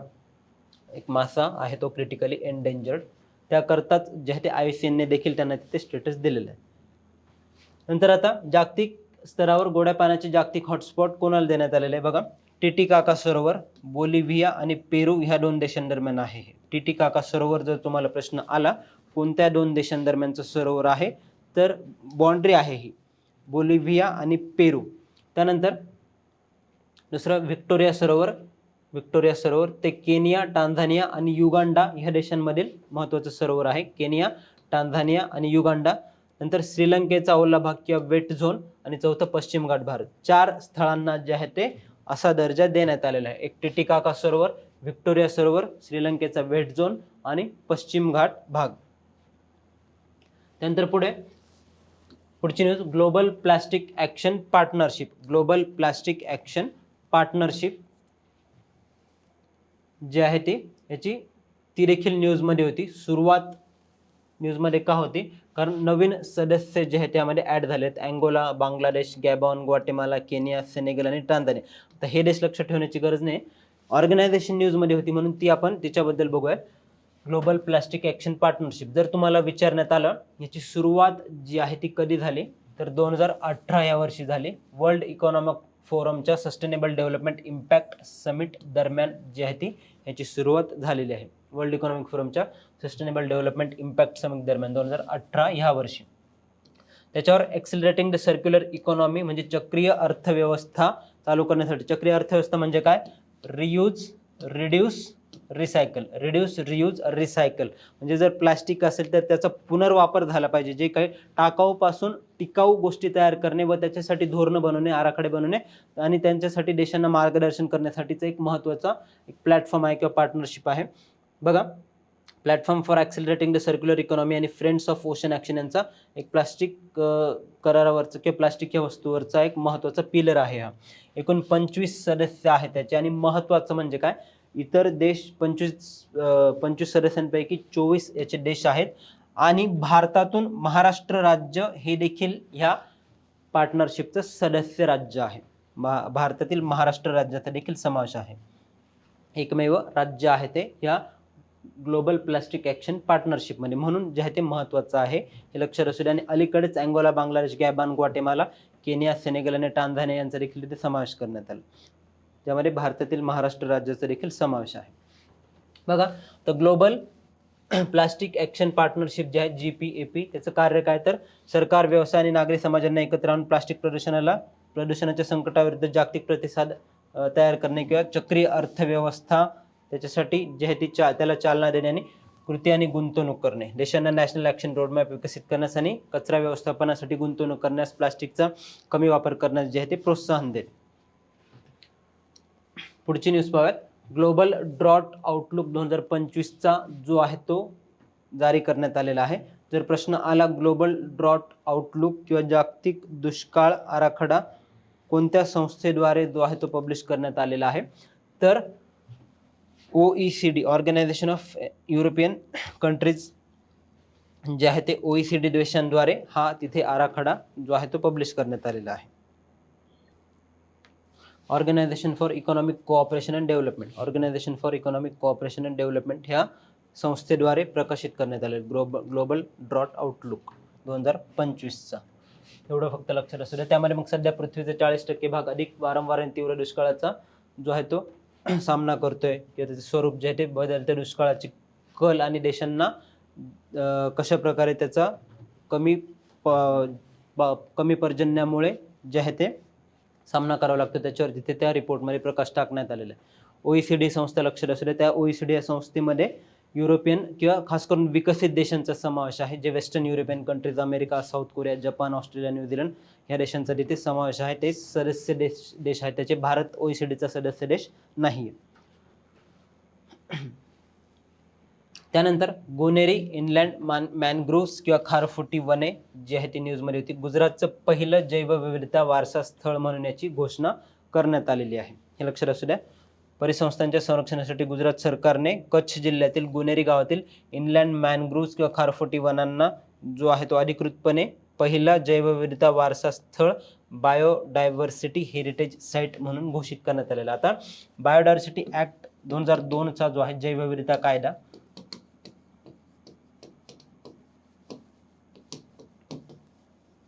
त्याद्वारे राज्यांना असे अधिकार देण्यात आलेले आहेत. ह्या कायद्याद्वारे राज्यांना काय अधिकार देण्यात आलेले आहेत, तर ते अशा प्रकारे त्यांना जर वाटलं राज्यांना की एखादं क्षेत्र जे आहे ते त्याला धोका तयार झालेला आहे प्रदूषणामुळे किंवा इतर कारणांमुळे, तर त्याला जैवविविधता स्थळ म्हणून किंवा जैवविविधता वारसा स्थळ म्हणून त्याला ती मान्यता तिथे देऊ शकतात. जतन करण्यासाठी त्याचं महत्त्वाचं उद्दिष्ट आहे. आता गुनेरी मॅनग्रोव्स किंवा खारफुटी वनांबद्दल एक माहिती दिली आहे, ती तेवढी तुम्ही वाचून घ्या. पाण्याचा स्रोत आहे किंवा जागतिक महत्त्व काय आहे त्याचं. त्यामध्ये जगात अशा केवळ 8 परिसंस्था आहेत. भारतातील एक अशा प्रकारची शेवटची उरलेली परिसंस्था जिथे समुद्र देखील आहे, नदीचं देखील तिथे संगम आहे व खारफुटी वनं देखील तयार झालेले आहेत. आणि याची उत्पत्ती जी ते मियोसीन कालखंडात कच्च्या रणातील प्राचीन सरस्वती नदीच्या काठी झाली असावी असा तिथे शास्त्रज्ञांना अंदाज आहे. तर हे एकदा गो थ्रू करा. त्यानंतर जे ते चला पुढचे टॉपिक्स बघूयात आता. त्यामध्ये मग जे काही न्यूजमध्ये होतं कार्बन मार्केट आणि पर्यावरण संवर्धनाविषयीचे जे काही उपक्रम होते ते, त्यापैकी पहिलं कार्बन मार्केट काय असतं. कार्बन मार्केट बघा, कार्बन मार्केटशी संबंधित एक न्यूज जी आहे ती महत्त्वाची होती अतिशय. त्यामध्ये प्रकृती 2025 एक कॉन्फरन्स तिथे घेण्यात आली. तर त्याच्या संदर्भात जे आहे ते कार्बन बॉर्डर ॲडजस्टमेंट मेकॅनिझम आणि भारताने त्यावर काय ॲक्शन घेतलेलं आहे त्याच्या संदर्भात आपण डिस्कस करूयात. त्याच्या आधी जे आहे ते कार्बन बॉर्डर ॲडजस्टमेंट मेकॅनिझम काय असतं किंवा कार्बन मार्केट्स काय असतात ते थोडक्यात एकदा बघूया. बघा, कार्बन बॉर्डर ॲडजस्टमेंट मेकॅनिझम म्हणजे कार्बन बॉर्डर ॲडजस्टमेंट मेकॅनिझम म्हणजे काय असतं किंवा कार्बन मार्केट काय असतं. एखादी समजा फॅक्टरी आहे, त्या फॅक्टरीला तिथे प्रत्येक फॅक्टरीसाठी किंवा संस्थेसाठी प्रदूषणाची एक विशिष्ट पातळी जी आहे ती तिथे निश्चित केली जाते. प्रदूषणाची पातळी जी आहे ती निश्चित केली जाते की समजा हवामान बदल होऊ द्यायचं नसेल किंवा वातावरणात जे काही ग्रीन हाऊस गॅसेस हरितगृहवायू जे उत्सर्जित केले जातात त्यांची एक कमीत कमी पातळी, न्यूनतम पातळी जर ठेवायची असेल तर प्रत्येक फॅक्टरीला, प्रत्येक संस्थेला एक विशिष्ट असा स्तर जो आहे तो निश्चित केला जातो. त्याच्यावरती जर समजा त्या कंपनीचं, त्या फॅक्टरीचं, त्या संस्थेचं जर उत्सर्जन गेलं तर त्यांना तिथे जो आहे तो लॉस तिथे भरून काढावं लागतं किंवा त्यांना जे ते पेमेंट करावं लागतं. आणि ज्या कंपन्यांनी, ज्या फॅक्टरींनी, ज्या संस्थांनी त्या पातळीच्या खाली जर तिथे प्रदूषण केलेलं असेल म्हणजे त्यांनी थोडक्यात जे ते कमी उत्सर्जन केलं, त्या पातळीच्या खालच्या स्तरावर जर उत्सर्जन केलेलं म्हणजे थोडक्यात कमी उत्सर्जन केलेलं आहे तर त्यांना तिथे कार्बन क्रेडिट्स जे आहे ते मिळत असतात. बरोबर, कार्बन क्रेडिट्स मिळत असतात. म्हणजे यातून काय होतं ना की त्यांना तिथे प्रोत्साहित केलं जातं, इन्सेंटिवाइज केलं जातं की तुम्ही कमी उत्सर्जन करा व तुम्हाला कार्बन क्रेडिट्स जे आहे ते मिळतील. आणि ज्या कंपन्यांनी जास्त उत्सर्जन केलं जातं त्यांना ते कार्बन क्रेडिट्स जे आहे ते खरेदी करावं लागतं, कारण ते कंपन्सेशन त्यांना भरून काढण्यासाठी किंवा त्यांनी जी पातळी आहे त्याचं उल्लंघन केलं त्याची शिक्षा म्हणून त्यांना तिथे जे आहे ते कार्बन क्रेडिट्स विकत घ्यावे लागतात. आता ह्याला म्हणतात कार्बन मार्केट, ह्याला म्हणतात कार्बन मार्केट. आलं लक्षात हे? बरोबर, कार्बन मार्केटमध्ये ज्या कंपन्यांनी जे आहे ते उत्सर्जन कमी केलेलं आहे त्यांना दिलेल्या पातळीपेक्षा त्यांना कार्बन क्रेडिट्स जे आहे ते मिळत असतात. आणि ज्यांनी जे आहे ते जास्त उत्सर्जन केलेलं आहे त्यांना त्या कमी उत्सर्जनवाल्या कंपन्यांकडून असे कार्बन क्रेडिट जे आहे ते खरेदी करावे लागतात. बरोबर, त्याला तिथे कार्बन मार्केट असं म्हटलं जातं. आता ते पॅरिस ॲग्रीमेंटच्या आर्टिकल 6चा भाग आहे. आर्टिकल 6चा हा महत्त्वाचा भाग आहे. बरोबर, तर बघा कार्बन मार्केट ही एक व्यापार प्रणाली जी कंपन्या किंवा देशांना त्यांच्या कार्बन उत्सर्जनाची मर्यादा ठरवून देते. उत्सर्जन मर्यादा प्रत्येक संस्थेसाठी प्रदूषणाची एक विशिष्ट पातळी अशी निश्चित केली जाते. ऑफसेट आणि व्यापारचं जर आपण बघितलं, मी तुम्हाला सांगितलं तीच ही कन्सेप्ट आहे. हे क्रेडिट्स जे आहे ती संस्था अशा कंपन्यांना विकू शकते ज्यांना आपले उत्सर्जन कमी करणे कठीण जात आहे. म्हणजे त्यांनी उत्सर्जनात ऑलरेडी वाढ केली आणि त्यांना कमी करणं जे ते कठीण जाते, अशा कंपन्यांना जे आहे ते कार्बन क्रेडिट्स विकत घ्यावे लागतात. याद्वारे हरितगृह वायू कमी करणाऱ्या प्रकल्पांना आर्थिक पाठबळ मिळते. आणि इन्सेंटिव्ह कशा प्रकारे केले जाते की समजा एक माझी कंपनी आहे, मला जे आहे ते मी माझ्या कंपनीने उत्सर्जन कमी केलं तर मला कार्बन क्रेडिट्स मी मिळवू शकतो आणि ते विकू शकतो. म्हणजे मला आर्थिक लाभ देखील होईल आणि ह्या ज्या इतर कंपन्या आहेत त्या विकत घेतील. आणि ह्यांना कसा तोटा होतो तर त्यांनी उत्सर्जन जास्त केलं, त्यांना कार्बन क्रेडिट जे तेवढ्या प्रमाणात तिथे खरेदी करावं लागतं, त्यामुळे त्यांना तिथे आर्थिक तोटा होत असतो. अशा प्रकारे एक संतुलन राखण्यासाठी किंवा कार्बनचं उत्सर्जन कमी करण्यासाठी व अंतिमतः जे ते हरितगृह वायूंचं उत्सर्जन कमी करण्यासाठी व त्यातून हवामान बदल हा जो एक महत्त्वाचा फॅक्टर आहे तो कमी करण्यासाठी जे आहे ते कार्बन मार्केट तिथे वर्क करत असतं. कार्बन क्रेडिटची निर्मिती जर एखाद्या संस्थेने ठरवून दिलेल्या मर्यादेपेक्षा कमी उत्सर्जन केले तर त्यांना कार्बन क्रेडिट जे आहे ते तिथे मिळत असतात. हे आलं लक्षात तुम्हाला कार्बन मार्केट म्हणजे काय. बघा, आता कार्बन बॉर्डर ॲडजस्टमेंट मेकॅनिझम काय आहे, कार्बन बॉर्डर ॲडजस्टमेंट मेकॅनिझम काय आहे, कोणाचं आहे हे, युरोपियन युनियनचं आहे. युरोपियन युनियनचं आहे कार्बन बॉर्डर ॲडजस्टमेंट मेकॅनिझम. लक्षात असू द्या, जर परीक्षेत विचारलं तुम्हाला कार्बन बॉर्डर ॲडजस्टमेंट मेकॅनिझम कोणत्या संस्थेचं आहे तर युरोपियन युनियनचं आहे. आता कार्बन बॉर्डर ॲडजस्टमेंट मेकॅनिझम कशासाठी आणलं होतं बरं, तर युरोपियन युनियनचे जे काही 30च्या आसपास सदस्य देश आहेत. तर त्यांनी असा ठराव पास केला युरोपियन युनियनने की त्या सदस्य देशांमध्ये जे आहे ते कार्बन उत्सर्जन कमी करण्यात यावं किंवा ग्रीनफील्ड जे प्लांट्स आहेत ते सेटअप करण्यात यावेत आणि अशा मॅन्युफॅक्चरिंग प्रॅक्टिसेस उत्पादन प्रक्रिया त्या ठिकाणी राबवण्यात याव्या ज्यातून जे आहे ते झिरो कार्बन उत्सर्जन होईल किंवा ज्या काही उत्पादित वस्तू आहेत त्यांच्या पुनर्वापर करून जे आहे ते चक्रीय अर्थव्यवस्थेला तिथे पाठबळ मिळू शकते. बरोबर. मग आता नवीन तंत्रज्ञान त्यासाठी अडॉप्ट करावं लागतं. बरोबर. नवीन टेक्नॉलॉजी जी आहे ती युरोपियन देशांना तिथे लागणार आहे किंवा तिथल्या कंपन्यांना लागणार आहे. तर कंपन्यांना नवीन तंत्रज्ञान लागणार म्हटल्यावर त्यांना पैसा पण जास्त लागणार. बरोबर. पैसा जास्त लागणार. मग कंपन्या अशा वेळेस काय करतात ना मित्रांनो की असे काही देश असतात जिथे अगदी स्वस्तात वस्तू व सेवा ज्या आहेत तयार केल्या जातात. अशा देशांमधून वस्तू ज्या आहेत त्या तिथे निर्यात अशा देशांमधून वस्तू ज्या आहेत त्या तिथे आयात करत असतात. बरोबर. मग त्यांना नवीन तंत्रज्ञानही जे आहे ते अडॉप्ट करावं नाही लागत. त्यांचा खर्चही कमी होतो आणि आयात जी आहे ती तिथे करावी लागते. मग आता युरोपियन युनियनचं इथे काय म्हणणं आहे की आम्ही आमच्या देशातल्या उत्पादकांना जर झिरो कार्बन बेस्ड मॅन्युफॅक्चरिंग किंवा उत्पादन करायला लावलेलं आहे आणि बाहेरच्या देशांमध्ये समजा भारतासारख्या चायनासारख्या किंवा इतर जे देश आहेत आफ्रिकेमधले देश लॅटिन अमेरिकेमधले देश तिथल्या देशांमध्ये अशा प्रकारे वस्तू उत्पादित केल्या जातात कारखान्यांमध्ये की जिथे कार्बन उत्सर्जन जे आहे ते मोठ्या प्रमाणात होतंय तर तो आपल्याला तिथे तोटा होतोय. बरोबर. तोटा होतोय. तर तो होऊ नये म्हणून त्यांनी कार्बन बॉर्डर ॲडजस्टमेंट मेकॅनिझम आणलेला आहे. हा नियम आयात केलेल्या वस्तूंवर कार्बन किंमत आकारत असतो. आयात केलेल्या वस्तूंवर जो आहे तो कार्बन किंमत किंवा कार्बन प्राइस जी आहे ती किंवा कर जो आहे तो आकारला जातो. त्याच्यामुळे इक्वल पोझिशनला युरोपियन मॅन्युफॅक्चरर्स पण येतात आणि इतर देशातले मॅन्युफॅक्चरर्स पण येतात. कारण युरोपियन देशातले जे काही मॅन्युफॅक्चरर्स आहेत त्यांना झिरो कार्बन उत्सर्जन होईल अशा प्रकारे उत्पादन प्रक्रिया राबवावी लागते व बाकी देशांमध्ये तसे नियम नाही आहेत. कार्बन बॉर्डर ॲडजस्टमेंट मेकॅनिझममध्ये तिथे कुठल्याही प्रकारे जे आहे ते कोळशाचा वापर करून तेलाचा वापर करून जास्तीत जास्त कार्बन उत्सर्जन देखील केलं जातं तर तशा प्रकारे उत्पादन प्रक्रिया राबवली जाते. तर असे उत्पादन जर युरोपमध्ये येत असेल तर त्यांच्यावर कार्बन कर जो आहे तो लावला जातो. यातून दोन उद्दिष्ट साध्य होतात त्यांची. एक तर पर्यावरणाला होणारी हानी जी आहे ती युरोपमधली ती कमी होते आणि दुसरी गोष्ट म्हणजे तिथले स्थानिक समुदाय किंवा तिथले स्थानिक मॅन्युफॅक्चरर्स आणि इतर देशातले मॅन्युफॅक्चरर्स यांच्यामध्ये एक इक्वॅलिटी किंवा एक पॅरिटी येत असते. बरोबर. आयात कर लावल्यामुळे. आता न्यूजमध्ये का आहे हे तर ब्युरो ऑफ एनर्जी एफिशियन्सी द्वारे एक कॉन्फरन्स आयोजित करण्यात आलेली होती. प्रकृती कॉन्फरन्स हे आलं लक्षात तुम्हाला. कार्बन मार्केट म्हणजे काय आणि कार्बन बॉर्डर ॲडजस्टमेंट मेकॅनिझम म्हणजे काय. बरोबर. ह्या झाल्या तुमच्या कन्सेप्ट. आता न्यूजमधलं बघूयात आपण.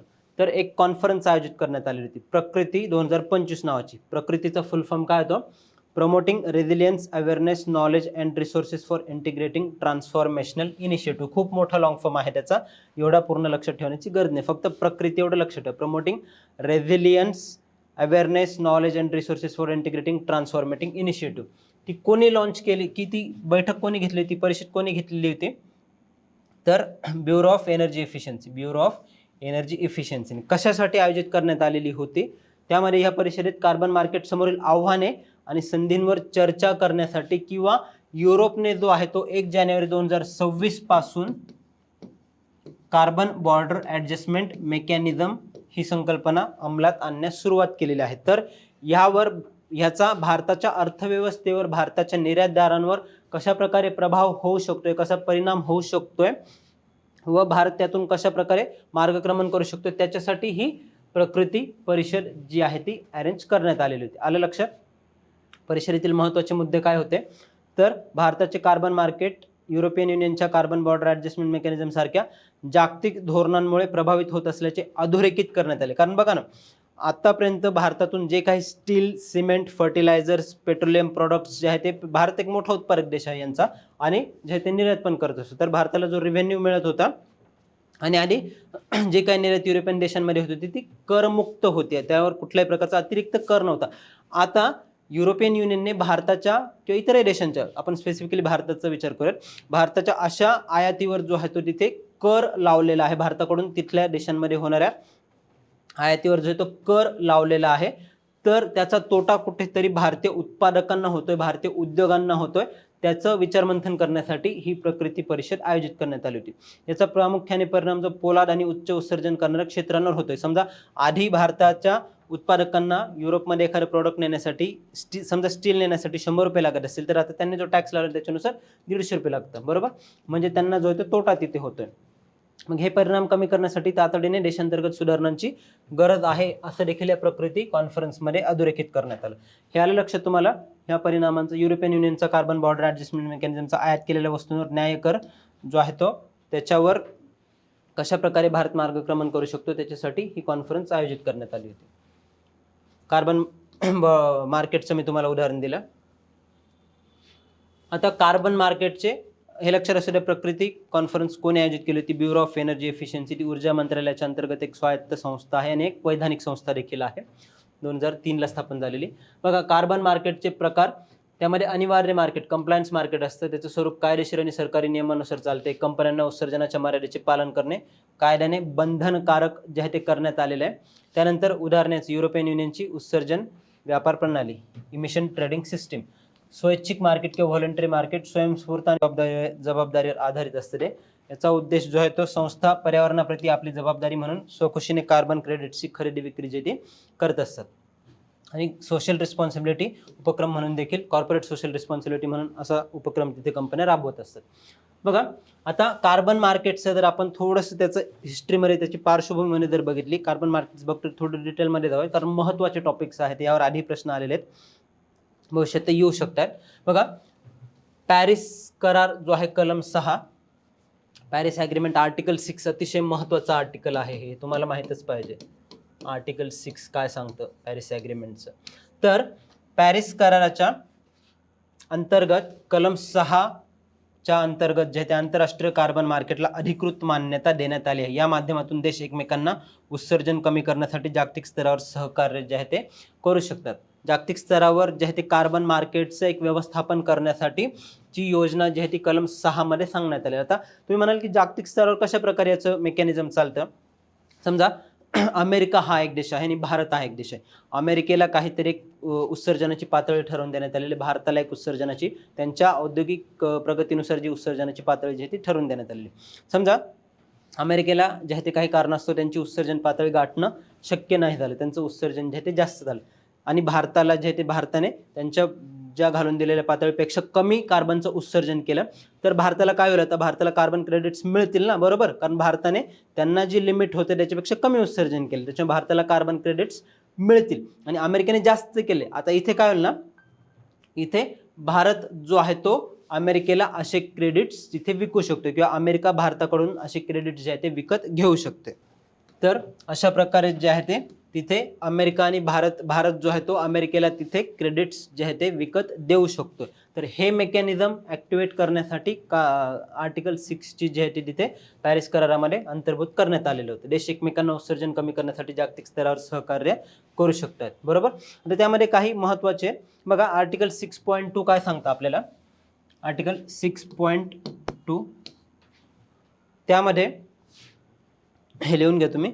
2 देशांना आपापसात कार्बन क्रेडिट्स खरेदी विक्री करण्याची परवानगी देते. मी जसं मगाशी तुम्हाला सांगितलं ना, की भारताने जर समजा उत्सर्जन कमी केले, त्यांना कार्बन क्रेडिट्स मिळतील, अमेरिकेने जास्त केले, तर त्यांना कम्पेन्सेट करण्यासाठी कार्बन क्रेडिट्स कोणाकडून तरी विकत घ्यायला लागतील, तर ते भारताकडून घेतील.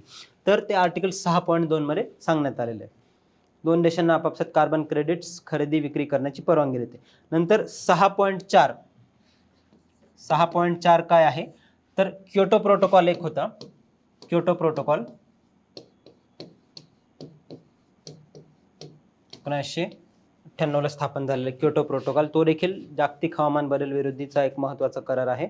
तर त्याच्यामध्ये क्लीन डेव्हलपमेंट मेकॅनिझम नावाचं एक संस्थात्मक रचना जी आहे ती उभारण्यात आलेली होती. क्लीन डेव्हलपमेंट मेकॅनिझम ती कशासाठी होती? तर उत्सर्जन कमी करण्यासाठी जे आंतरराष्ट्रीय स्तरावर सहकार्य लागतं त्याच्यासाठी जे एक जागतिक स्तरावरचं मार्केट बनवण्यात आलेलं होतं. तर ते आर्टिकल 6.4 नुसार त्याचं एक्सटेन्शन करतं. क्योटो प्रोटोकॉलनुसार जे आहे ते क्लीन डेव्हलपमेंट मेकॅनिझम सारखंच 6.4 मध्ये देखील जागतिक स्तरावर जे ते सहकार्य घडवण्यासाठी किंवा जागतिक स्तरावरचं एक मार्केट एस्टॅब्लिश करण्यासाठी आर्टिकल 6.4 मध्ये तरतुदी आहेत. आणि आर्टिकल 6.8 हे देखील एक महत्त्वाचं आहे. आर्टिकल 6.8 त्याच्यामध्ये नॉन मार्केट अप्रोचेस किंवा गैर बाजारपेठांनुसार जे आहे ते जागतिक स्तरावर सहकार्य कशा प्रकारे करू शकतात. आता इथे बाजारपेठ आधारित सहकार्य म्हणजे कार्बन मार्केटची खरेदी विक्री जी आहे ती करता येते. गैर बाजारपेठ आधारित प्रक्रिया कशा आहेत किंवा नॉन मार्केट अप्रोचेसनुसार एक देश दुसऱ्या देशाला तंत्रज्ञान हस्तांतरण करू शकतो. समजा भारताने जे आहे ते इंटरनॅशनल सोलर अलायन्सच्या माध्यमातून सौर ऊर्जेमध्ये किंवा पवन ऊर्जेमध्ये जी प्रगती केली ती भारत आफ्रिकेतल्या देशांना तिथे तंत्रज्ञान शेअर करू शकतो. ते आर्टिकल 6.8 मध्ये सांगितलेले आहे. गैर बाजार अप्रोचेस किंवा धोरणं तंत्रज्ञान किंवा इतर काही ज्या त्यांच्याकडे नवीन नवीन टेक्नॉलॉजी असेल ते शेअर करण्यासाठीचं मेकॅनिझम हे आलं लक्षात. आर्टिकल 6 पॅरिस कलम 6 पॅरिस करार आणि कार्बन मार्केट संदर्भात जे सांगतं. बघा भारताचा दुसरा क्रमांक लागतो कशात. भारत जागतिक स्तरावर क्लीन डेव्हलपमेंट मेकॅनिझम प्रकल्प नोंदणीमध्ये दुसऱ्या क्रमांकावर आहे. भारताचा पुढाकार जागतिक हवामान बदलाशी लढण्यात एक महत्त्वाची भूमिका बजावताना तिथे दर्शवतो आपल्याला, हे लक्षात असू द्या. आता भारतातील कार्बन मार्केटचं जर आपण पाहिलं तर क्लीन डेव्हलपमेंट मेकॅनिझम मध्ये भारत जो आहे तो दुसऱ्या क्रमांकावर होता. त्याच्यानंतर भारतातील जे आहे ते त्याच्यामध्ये जर आपण अजून विचार केला, बघा इथे मी तुम्हाला सांगितलं ना की भारत दुसऱ्या क्रमांकावर होता आणि त्यानंतर भारतातील परफॉर्म अचीव आणि ट्रेड योजनेने 2015 पासून 106 दशलक्ष टनांहून अधिक CO2 ची जी आहे ती बचत केलेली आहे. बघा परफॉर्म अचीव अँड ट्रेड पॅट योजना कशा संदर्भात आहे. जर मी तुम्हाला विचारलं तर तुमचं उत्तर आलं पाहिजे की ती जी योजना आहे ती कार्बन उत्सर्जन कमी करण्यासाठी. त्यानुसार भारताने 2015 पासून तर आतापर्यंत 106 दशलक्ष टन CO2 ची जी आहे ती बचत केलेली, काही तेवढं उत्सर्जन केलेलं नाहीये. The bureau of energy efficiency बद्दल बघूयात. ऊर्जा संवर्धन कायदा एनर्जी कन्झर्वेशन ऍक्ट 2001 अंतर्गत 2002 मध्ये या संस्थेची स्थापना करण्यात आलेली आहे. मिनिस्ट्री ऑफ पॉवर ऊर्जा मंत्रालयाअंतर्गत ही कार्यरत आहे आणि उद्देश काय तर धोरणे विकसित करून स्वयंनियमाला प्रोत्साहन देऊन आणि भागधारकांशी समन्वय साधून ऊर्जा तीव्रता एनर्जी इंटेन्सिटी कमी करणे किंवा भारतामध्ये जे ते कार्बन मार्केटचे नियमन BEE द्वारेच केले जातं. जर उद्या जाऊन प्रश्न आला भारतामध्ये कार्बन मार्केट नियमन करणारी संस्था कोणती आहे तर ब्युरो ऑफ एनर्जी इफिशियन्सी आहे. किंवा भारतामध्ये कार्बन मार्केटचं जे नियमन आहे ते कोणत्या मंत्रालयाच्या संस्थेअंतर्गत केलं जातं तर मिनिस्ट्री ऑफ पॉवरच्या. अशा प्रकारे घुमवून फिरून जे आहे ते तुम्हाला तिथे प्रश्न विचारले जाऊ शकतात. तर हे महत्त्वाचं आहे. कार्बन मार्केट सारे लक्षात काय तुम्हाला. कार्बन मार्केट लिहून घ्या तरी.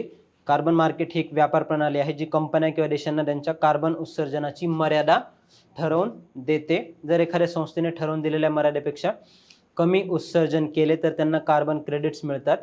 हे क्रेडिट्स ती संस्था अशा कंपन्यांना विकू शकते ज्यांना उत्सर्जन कमी करणे कठीण जात आहे. बरोबर.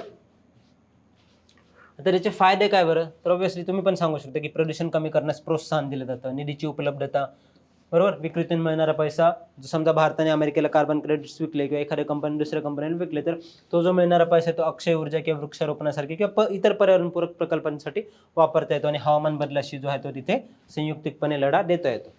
याला लक्ष तुम्हाला EUचं कार्बन बॉर्डर ॲडजस्टमेंट मेकॅनिझम ते कधीपासून 1 जानेवारी 2026 पासून लागू झालेलं आहे. पुढे आता आंतरराष्ट्रीय सहकार्यामध्ये ग्रीन ट्रान्झिशन अलायन्स इंडिया हा उपक्रम कोणत्या देशाने चालू केलेला आहे असं जर विचारलं तर डेन्मार्क हे माहित पाहिजे. भारत आणि डेन्मार्क यांच्यातील ग्रीन स्ट्रॅटेजिक पार्टनरशिप 2020चा हा एक महत्त्वाचा उपक्रम होता. 2020 मध्ये करार करण्यात आलेला होता दोन्ही देशांमध्ये ग्रीन स्ट्रॅटेजिक पार्टनरशिप. त्याचा एक महत्त्वाचा भाग आहे ग्रीन ट्रान्झिशन अलायन्स इंडिया. लक्षात असू द्या महत्त्वाचा आहे. हे भारत आणि डेन्मार्क मधला उपक्रम आहे. या उपक्रमाचं नेतृत्व भारतातील डेन्मार्कचं दूतावास आणि महावाणिज्य दूतावास जे आहे ते करतात. आता उद्देश कशासाठी तर अक्षय ऊर्जा, हरित इंधन आणि ऊर्जा कार्यक्षमता या क्षेत्रात व्यवसाय संशोधन आणि सरकारी सहकार्याद्वारे दोन्ही राष्ट्रांच्या हवामान उद्दिष्टांना गती देणे हा एक महत्त्वाचा भाग आहे. डेन्मार्कने त्यांचं जे आहे ते नॅशनली डिटर्मिन्ड कॉन्ट्रीब्युशन जे असतं त्याच्या अंतर्गत 2045 पर्यंत नेट झिरो लक्ष ठेवलेलं आहे. नेट झिरो होणे. आता नेट झिरो म्हणजे काय बरं. पूर्णतः झिरो उत्सर्जन करणे असं असतं का तर नाही. नेट झिरोची संकल्पना थोडीशी वेगळी. नेट झिरो उत्सर्जन म्हणजे काय, जेवढं एखादा देश, एखादी कंपनी उत्सर्जन करते तेवढंच ते ॲब्झॉर्ब पण करते, बरोबर. ॲब्झॉर्ब कसं करते, तर कार्बन सिंक्स असू द्यात किंवा वृक्षारोपणाच्या माध्यमातून जे आहे ते फॉरेस्टेशन करून जे आहे ते, किंवा कार्बन मायनिंग करून, येस, किंवा जिओस्पॅर्सिंग करून, किंवा समुद्रात कार्बन साठवून, अशा प्रकारे जेवढं उत्सर्जन होतंय तेवढंच जे आहे ते ॲब्झॉर्ब पण केलं जातं. त्याच्यामुळे कार्बन उत्सर्जन 0 होतं. येस, आलं लक्षात. तसा त्याचा अर्थ होतो, बरोबर. तर ते डेन्मार्कने 2045 पर्यंत लक्ष ठेवलेलं आहे आणि भारताने भारताचे जे काही नॅशनली डिटरमिन कॉन्ट्रीब्युशन्स आहेत ते 2070 पर्यंत नेट झिरो करण्याचं उद्दिष्ट ठेवण्यात आले. तर हे दोन्ही उद्दिष्ट गाठण्यासाठी 2070 पर्यंत भारताचं हा ग्रीन ट्रान्झिशन अलायन्स इंडिया हा प्रोग्राम जो आहे तो लॉन्च करण्यात आलेला आहे. पुढचं आता पाहूयात. CPCB central pollution control board, केंद्रीय प्रदूषण नियंत्रण मंडळ जे आहे ते बातम्यांमध्ये होतं. कशासाठी बघा, केंद्रीय प्रदूषण नियंत्रण मंडळाने एकूण 419 औद्योगिक क्षेत्रांचे 5 श्रेणींमध्ये वर्गीकरण केलंय आणि हे वर्गीकरण जे आहे ते 2016 मध्ये तयार केलेलं सुधारित प्रदूषण निर्देशांकावर, पोल्युशन इंडेक्सवर आधारित आहे. आणि त्यांनी एक नवीन श्रेणी देखील आणलेली आहे, ब्लू किंवा निळी श्रेणी देखील आणलेली आहे. आता श्रेणीनुसार, आता हे श्रेणी कशासाठी असते बरं, जे काही उद्योग आहेत ते कितपत प्रदूषण करतायत, वायू प्रदूषण, जल प्रदूषण जे आहेत ते कितपत करतायत, त्याच्यानुसार उद्योगांच्या श्रेणी ज्या आहेत त्या ठरवल्या गेल्या आहेत. कोणते त्यात, लाल श्रेणी, नारंगी किंवा ऑरेंज श्रेणी, हिरवी श्रेणी, पांढरी श्रेणी आणि आता एक नवीन निळी श्रेणी देखील तिथे आणलेली आहे. लाल श्रेणीमध्ये जे ते 125 उद्योग येतात, नारंगी श्रेणीमध्ये सर्वात जास्त 137 येतात, हिरव्या श्रेणीत 94, पांढऱ्या श्रेणीत 54 आणि नवीन श्रेणी जी आणली निळी त्याच्यामध्ये 9 उद्योग येत असतात, बरोबर. आता निळी श्रेणी, ब्लू कॅटेगरी जी आहे ती कशासाठी, तर नवीन निळ्या श्रेणीत घरगुती उपक्रमांमधून निर्माण होणारा कचऱ्याच्या व्यवस्थापनासाठी असलेल्या अत्यावश्यक पर्यावरणीय सेवांचा किंवा इसेन्शियल एन्व्हायरमेंटल सर्व्हिसेसचा जो आहे तो समावेश करण्यात आलेला आहे. प्रदूषण नियंत्रित करण्यासाठी या सुविधा ज्या आहेत त्या अत्यंत महत्त्वाच्या आहेत त्या ठिकाणी. त्यामध्ये बघा, त्यामध्ये अजून बायोमायनिंग हे पण येतं, बायोमायनिंग, डोमेस्टिक वेस्ट आणि बायो मायनिंग, कॉम्प्रेस्ड बायोगॅस प्लांट्सचे वर्गीकरण देखील निळ्या श्रेणीमध्ये करण्यात आलेले. त्याचा कच्चा माल जो म्युनिसिपल सॉलिड वेस्ट, कृषी अवशेष, ऊर्जा पिके त्या निळ्या श्रेणीमध्ये येतात आणि त्याच्याशी संबंधित औद्योगिक कचरा किंवा प्रक्रिया कचरा जो तो लाल श्रेणीमध्ये येत असतो, बरोबर. म्युनिसिपल सॉलिड वेस्ट, कृषी अवशेष, ऊर्जा पिके, घरगुती उपकरणांमधून निर्माण होणारा कचरा आणि बायोमायनिंग जे ते अशा प्रकारचे उद्योग ज्यातून प्रदूषण होतं ते उद्योग जे आहेत ते निळ्या श्रेणीमध्ये येत असतात. आता प्रोत्साहन कोणतं मिळतं बरं, पर्यावरणीय व्यवस्थापन उपायांच्या यशस्वी अंमलबजावणीसाठी जे ते प्रोत्साहन म्हणून सरकारकडून परवान्यांची जी मुदत आहे त्याच्यात वाढ जी आहे ती अशा उद्योगांना तिथे करून दिली जाते जर प्रदूषण त्यांनी कमी केलं तर.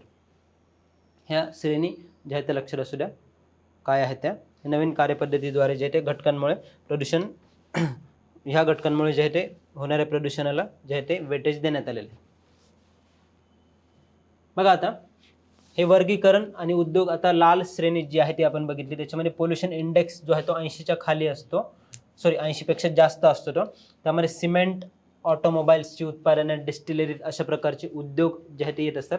ऑरेंज श्रेणी जी आहे, नारंगी श्रेणी, त्याच्यामध्ये पोल्युशन इंडिकेटर जे आहे ते 55 ते 80च्या दरम्यान तिथे असतात. त्यामध्ये विटांचे उत्पादन, नंतर ड्राय सेल बॅटरी, कोळसा धुण्याची केंद्रे, वॉशरीज त्याचा तिथे उल्लेख येतो. तर हिरव्या श्रेणीमध्ये जे आहे ते पोल्युशन इंडेक्स 25 ते 55च्या दरम्यान असतं. त्याच्यामध्ये कॉम्पॅक्ट डिस्क किंवा इतर जे उपकरणं आहेत त्याचं उत्पादन, चिलिंग प्लांट्सचा तिथे समावेश होतो. पांढऱ्या श्रेणीमध्ये जे ते पोल्युशन इंडेक्स 25च्या खाली असतो. तिथे एअर कूलरची असेंब्ली, कार्डबोर्ड उत्पादन, वैद्यकीय ऑक्सिजन व इतर असे अनेक उद्योग येत असतात. आणि जी नवीन निळी श्रेणी आणलेली आहे त्याच्यामध्ये municipal solid waste management facility, sanitary landfill, सांडपाणी प्रक्रिया प्रकल्प व इतर जे बायोमायनिंगशी संबंधित उद्योग आहेत किंवा हे जे आपण बघितलं घरगुती उपक्रमांमधून निर्माण होणाऱ्या कचऱ्याच्या व्यवस्थापनाशी संबंधित जे उद्योग आहेत ते निळ्या श्रेणीमध्ये त्यांचा समावेश करण्यात आलेला आहे. हे लक्षात असू द्या CPCBचं नवीन वर्गीकरण. पुढचं आता जागतिक संवर्धनाचा जर आपण विचार केला तर हिमनदी संवर्धनावरील आंतरराष्ट्रीय परिषद जी आहे ती घेण्यात आलेली होती. हिमनदी संवर्धनासंदर्भात मी तुम्हाला याला हिमनदी देखील सांगितलेलं होतं. याला ग्लेशियर ते आहे मागच्या 40 वर्षात त्याची खूप अशा प्रमाणे हवामान बदलामुळे झीज झालेली होतं, ग्लेशियल रिट्रीट झालेली आहे. थोडक्यात याला ग्लेशियर कुठे होतं ते नेपाळमध्ये होतं. त्याच्यानंतर बर्च ग्लेशियर, बर्च ग्लेशियर याच्यावर देखील हवामान बदलाचा जो आहे तो परिणाम झालेला आहे. तर ते कुठे आहे? स्वित्झर्लंडमध्ये आहे. स्वित्झर्लंडमध्ये आहे. बरोबर. तर अशा प्रकारे किंवा हिंदुकुशमधील देखील हिमालयामधील मोठ्या प्रमाणात जे आहे ती हिमनद्या ज्या आहेत त्यांचं तिथे आकुंचन पावत आहेत, त्यांचं तिथे रिट्रीट होत आहे. तर त्याच्यावर लक्ष केंद्रित करण्यासाठी आंतरराष्ट्रीय स्तरावर एक आंतरराष्ट्रीय परिषद घेण्यात आली हिमनदी संवर्धनावरील. त्यामध्ये बघा, कार्बन उत्सर्जनाव्यतिरिक्त हिमनदींच्या ऱ्हासाच्या समस्येवर आणि त्याच्या व्यापक परिणामांवर लक्ष केंद्रित करण्यासाठी जागतिक स्तरावर जे ते महत्त्वाचं आयोजन याच्यामध्ये करण्यात आलेलं होतं. आयोजक कोण होते? तर युनेस्को आणि जागतिक हवामान संघटना, युनेस्को आणि वर्ल्ड मेट्रोलॉजिकल ऑर्गनायझेशन. हे लक्षात असू दे, हे विचारू शकता. युनेस्को आणि वर्ल्ड मेट्रोलॉजिकल ऑर्गनायझेशन कुठे आयोजित करण्यात आली होती? दुशांबे, ताजिकिस्तान या ठिकाणी 29 ते 31 मे 2025 दरम्यान. ही हिमनदींच्या संवर्धनावरील पहिली संयुक्त राष्ट्र आंतरराष्ट्रीय परिषद आहे. हिमनदीच्या संवर्धनावरील पहिली संयुक्त आंतरराष्ट्रीय राष्ट्रीय परिषद आहे, युनायटेड नेशन्सद्वारे घेण्यात येणार. त्याच्यामुळे जे ती महत्त्वाची ठरते. ही IMP लिहून घ्या इथे. मुख्य निष्पत्ती काय? तर परिषदेंती दुशांबे हिमनदी घोषणापत्र स्वीकारण्यात आले. दुशांबे हिमनदी घोषणापत्र 2025 जे आहे ते स्वीकारण्यात आलं. कोणाच्या मार्फत आयोजक करण्यात आलेलं होतं? युनेस्को आणि WMO. तर विशेष नोंद घेण्यासारखी गोष्ट काय ना, तर बघा 2025 हे आंतरराष्ट्रीय हिमनदी संवर्धन वर्ष म्हणून साजरं केलं जात होतं.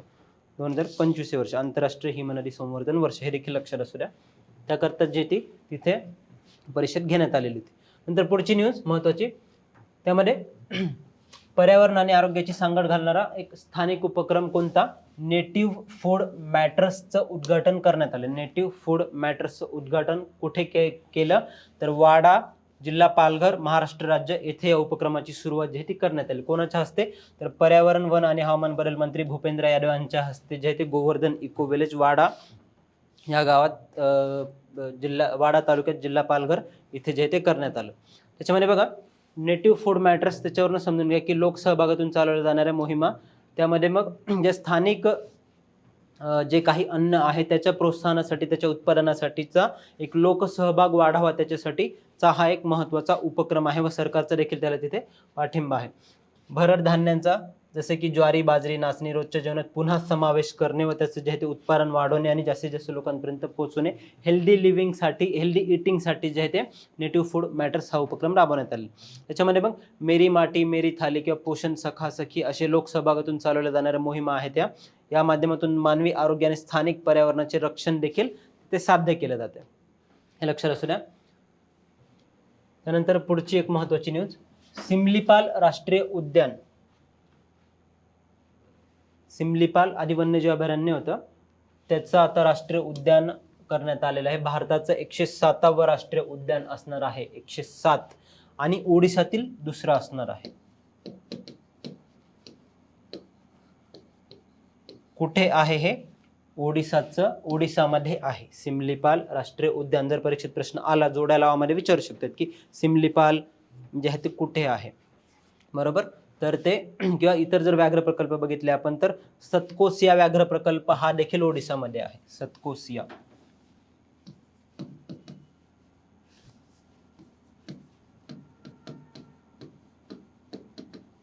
सतकोसिया तिथे घोषणा करण्यात आलेले काय? तर सिमलीपाल हे एक 107वे राष्ट्रीय उद्यान असणार आहे. ते ओडिशाचं भितरकनिकानंतरचं दुसरं राष्ट्रीय उद्यान असणार आहे. ग्रेटर सिमलीपाल लँडस्केप प्रोग्राम अंतर्गत राष्ट्रीय उद्यान आणि पर्यावरणीय कॉरिडॉरचं संरक्षण करण्यासाठी व संवर्धन करण्यासाठी हा एक महत्त्वाचा तिथे उपक्रम किंवा राष्ट्रीय उद्यान घोषित करून तो केला जाणार आहे. बघा, 2750 चौरस किलोमीटरचं वन्यजीव अभयारण्य आणि 845 चौरस किलोमीटरचं हक्कमुक्त क्षेत्र किंवा राईट्स फ्री टेरिटरी असणारे हक्कमुक्त क्षेत्र म्हणजे काय? तर इथे मानवी क्रियाकलापांना सक्त मनाई आहे.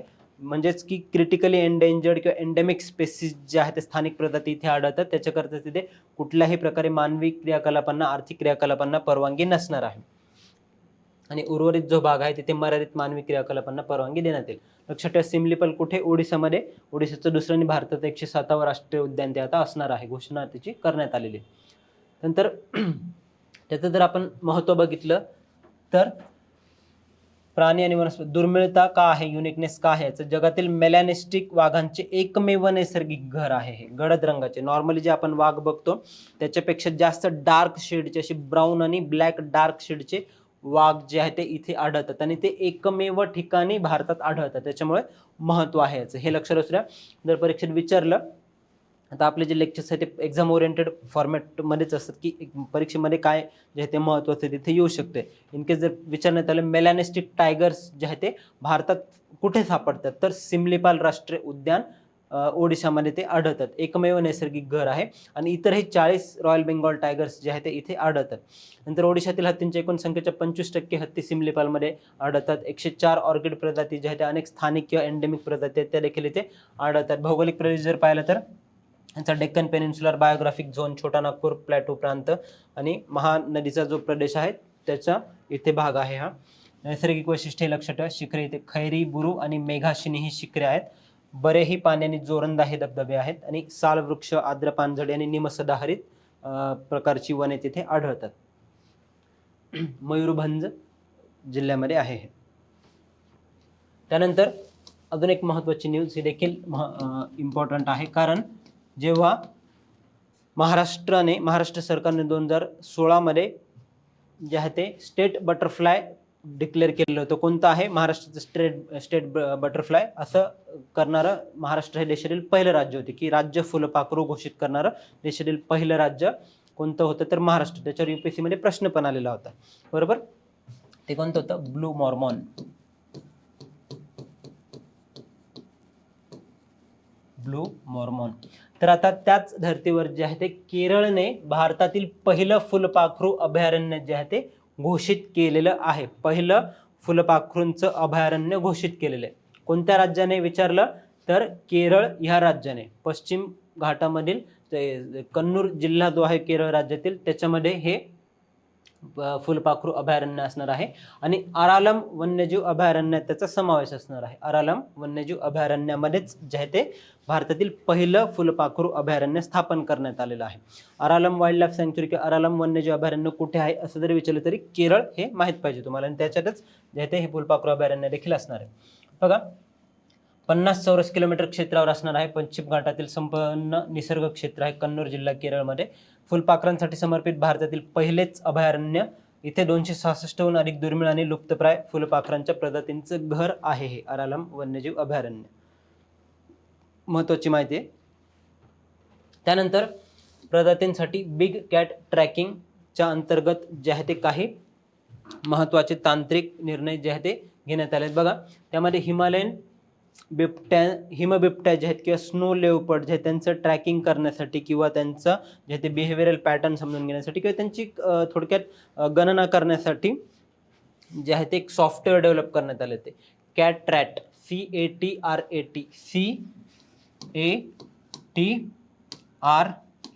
कॅटरॅट नावाचं जे आहे ते सॉफ्टवेअर डेव्हलप करण्यात आलेलं आहे.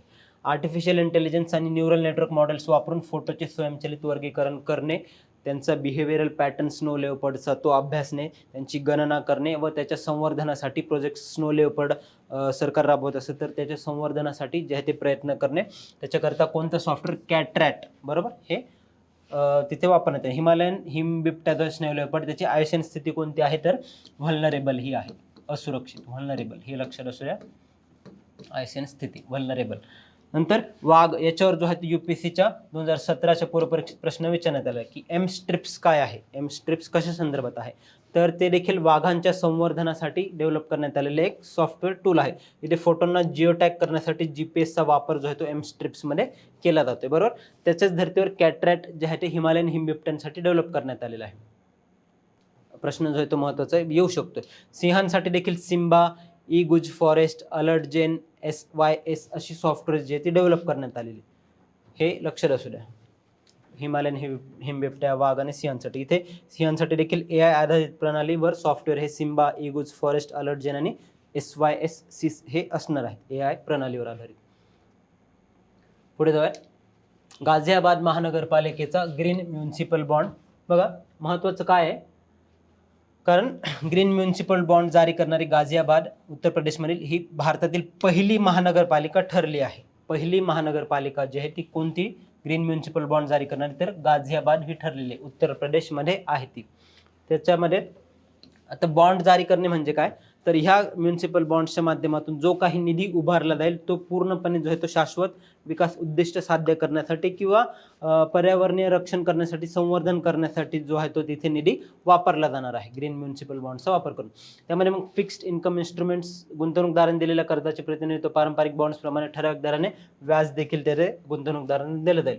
शाश्वत पाणी व्यवस्थापन, अक्षय ऊर्जा, स्वच्छ वाहतूक यासारख्या हरित प्रकल्पांसाठी निधी जो आहे तो वापरला जाईल. बरोबर, हे महत्वाचे अक्षर असलेल्या गाझियाबाद महानगरपालिका. नंतर United Nations forum on forest, United Nations forum on forest ही देखील एक महत्वाची परिषद न्यूजमध्ये होती. न्यूयॉर्क येथील संयुक्त राष्ट्रांच्या मुख्यालयात पार पडलेल्या UNFF परिषदेमध्ये जे आहे ते भारताने सक्रिय सहभाग नोंदवला आणि शाश्वत वन व्यवस्थापनातील आपल्या यशाचे जे ते सादरीकरण केलं. बरोबर, जी काही न्यूयॉर्कमध्ये अलीकडेच बैठक झाली त्याची, तर तिथे भारताने जो आहे तो जे काही संवर्धनाचे धोरणं राबवली तर त्याचा तिथे गौरव करण्यात आलेला होता.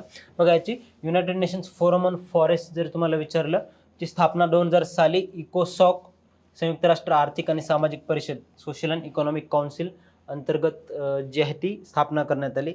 UN इकोसॉक संयुक्त राष्ट्रांची एक परमनंट ऑर्गनायझेशन आहे ही, त्याच्यामार्फत जी स्थापना करण्यात आली 2000 ह्या वर्षी. वन धोरण संवादासाठी समर्पित कार्यात्मक संस्था, मुख्यालय कुठे आहे तर न्यूयॉर्क या ठिकाणी आहे. त्याचं प्रमुख उद्दिष्ट काय तर वनांचं व्यवस्थापन व संवर्धन, दीर्घकालीन राजकीय वचनबद्धता आणि अजेंडा 21 रिओ फॉरेस्ट प्रिन्सिपल्सची अंमलबजावणी करणे हे याचं मुख्य उद्दिष्ट. अजेंडा 21 किंवा रिओ फॉरेस्ट प्रिन्सिपल जे काही 1992ला वसुंधरा परिषद घेण्यात आलेली होती रिओमध्ये, तर तिथे अजेंडा 21 जो आहे तो 21व्या शतकासाठी शाश्वत विकासासाठी, शाश्वत उद्दिष्ट गाठण्यासाठी जो आहे तो रिओ वसुंधरा परिषदेमध्ये एक देण्यात आलेला होता. त्याच्यानंतर महत्त्वाची कार्य काय असणार आहेत युनायटेड नेशन्स फोरम ऑन फॉरेस्टची, त्यामध्ये सदस्य देशांमध्ये धोरण समन्वय, वन धोरणात्मक योजना 2017 ते 30 ची अंमलबजावणी आणि जंगलतोड रोखण्यासाठी सहकार्य करणे हे लक्षात असू द्या. वन धोरणात्मक योजना 2017 ते 30 ची अंमलबजावणी व त्याच्यावर लक्ष ठेवणे. त्यानंतर द्वैवार्षिक सत्रे याची घेतली जातात विषम वर्षांमध्ये. तांत्रिक देवाणघेवाण आणि अंमलबजावणीचा आढावा विषम वर्षामध्ये जे आहे तांत्रिक देवाणघेवाण आणि अंमलबजावणीचा आढावा घेतला, तर समवर्षांमध्ये धोरण विकास आणि निर्णय जे आहे ते घेतले जातात तिथे. पुढे बघा, आता United Nations forum on forest 20 मधील सादरीकरण, भारताचं शाश्वत व्यवस्था. तर भारताने काय सांगितलेलं आहे की भारताचं 25.17% एकूण भौगोलिक क्षेत्रापैकी जे आहे ते 25.17% एकूण वन आणि वृक्षाच्छादन क्षेत्र आहे भारताचं. म्हणजे भारताचं जे काही राष्ट्रीय वन धोरण किंवा नॅशनल फॉरेस्ट पॉलिसी त्याच्यानुसार 1/3 1/3 33% वनक्षेत्र पाहिजे. ते आधी 22 ते 23% होते, त्याच्यामध्ये वाढ होऊन आता 25 ते 17%, 25.17% झालेला आहे. याचा देखील तिथे त्या परिषदेमध्ये गौरव करण्यात आला. नंतर गेल्या दशकात मॅनग्रोव्ह किंवा खारफुटी वने आणि कांदळवन क्षेत्रामध्ये 7.86% वाढ झालेली आहे. 7.86% वाढ झालेली आहे. त्याच्यानंतर एक पेड माँ के नाम या मोहिमेअंतर्गत 1.4 अब्ज वृक्षांची लागवड जी आहे ती भारताने केली गेली. त्याच्याकरता जे ते ह्या परिषदेमध्ये जी काही लेटेस्ट परिषद झाली न्यूयॉर्कमध्ये UNFF20, त्याच्यामध्ये भारताचा तिथे गौरव करण्यात आलेला आहे. बघा, ग्रीन इंडिया मिशन अंतर्गत 1.55 लाख हेक्टर वनीकरण, अरवली ग्रीन वॉल प्रोजेक्ट अंतर्गत पुनरुज्जीवन. आता हे अरवली ग्रीन वॉल प्रोजेक्ट किंवा ग्रीन इंडिया मिशन आपले मागचे पर्यावरणाचे लेक्चर्स बघा तुम्ही करंट अफेअरचे सह्याद्री IAS अकॅडमीच्या यूट्यूब चॅनल तुम्हाला भेटतील, तिथे आपण डिस्कस केलेलं आहे. बरोबर. नंतर जागतिक योगदान, इतर राष्ट्रांना इंटरनॅशनल बिग कॅट अलायन्समध्ये सामील होण्याचे आव्हान देखील भारतातर्फे या परिषदेत करण्यात आलं. इंटरनॅशनल बिग कॅट अलायन्सबद्दल पण आपण डिस्कस केलेले. नंतर वनवा व्यवस्थापन आणि प्रमाणीकरणावरील डेहराडून कॉन्फरन्स निष्कर्षाचा जागतिक यंत्रणेत समावेशाचा आग्रह देखील भारताकडून करण्यात आलेला आहे. डेहराडून प्रिन्सिपल्स कशासाठी तर वनवा व्यवस्थापन, जी जंगलातील आग लागते त्याच्या व्यवस्थापनासाठीच एक प्रमाणीकरणाची परिषद होती ती. पुढे जाऊयात. एक महत्त्वाची राष्ट्रीय परिषद जी आहे ती देखील घेण्यात आली, इंडियन कॉन्झर्वेशन कॉन्फरन्स किंवा भारतीय संवर्धन परिषद, इंडियन कॉन्झर्वेशन कॉन्फरन्स. भारताने जैवविविधतेसमोरील आव्हानांचा सामना करण्यासाठी इंडियन कॉन्झर्वेशन कॉन्फरन्स 2025चं यशस्वी आयोजन केलं. 2025ला जे आहे ते त्याचं आयोजन करण्यात आलं होतं. ही दुसरी राष्ट्रीय परिषद होती, बरोबर. 22 ते 27 जून 2025 दरम्यान हिचं आयोजन करण्यात आलं होतं. कुठे? तर भारतीय वन्यजीव संस्था, world wild life institute of India, Dehradun येथे. आयोजक कोण होतं? केंद्रीय पर्यावरण मंत्रालय, केंद्रीय पर्यावरण, वने आणि हवामान बदल मंत्रालय. त्याच्यामध्ये शास्त्रज्ञ, धोरणकर्ते, स्वयंसेवी संस्थांचे एकूण 500च्या वर प्रतिनिधी जे आहेत ते उपस्थित होते. आता ही दुसरी परिषद होती. पहिली कधी झाली? तर 2023ला इंडियन कॉन्झर्वेशन कॉन्फरन्स. लिहून घ्या, भारतीय संवर्धन परिषद.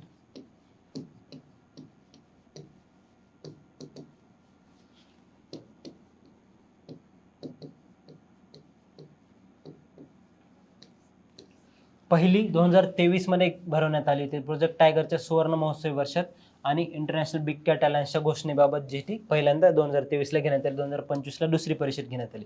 त्याच्यामध्ये जागतिक जैवविविधता आणि शाश्वत पर्यावरण प्रशासनाप्रती भारताची वचनबद्धता जी आहे ती निश्चित करण्यात आली, किंवा जे ते भारताने तिथे आम्ही कमिटेड आहोत असं सांगितलेलं आहे सस्टेनेबल डेव्हलपमेंटसाठी.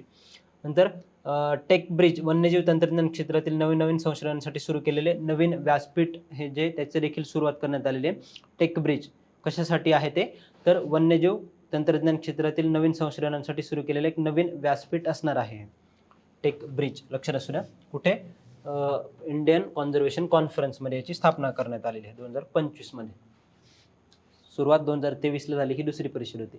आयोजक मिनिस्ट्री ऑफ एन्व्हायरमेंट, फॉरेस्ट आणि कुठे करण्यात आली? भारतीय वन्यजीव संस्था, डेहराडून येथे. त्यानंतर पुढचं लायकोमॅक किंवा लायको MK++. काय आहे बरं हे? आता नवीनच टर्म आहे, काहीतरी नवीनच टर्म आहे. आणि कोणामार्फत एस्टॅब्लिश केलेली आहे? तर चीनी संशोधकांनी विकसित केलेली उच्च रिझोल्युशन महासागर सिम्युलेशन प्रणाली. एकतर देश माहीत पाहिजे कोणाची आहे? लायको MK++. चीनची आहे. कशासाठी आहे?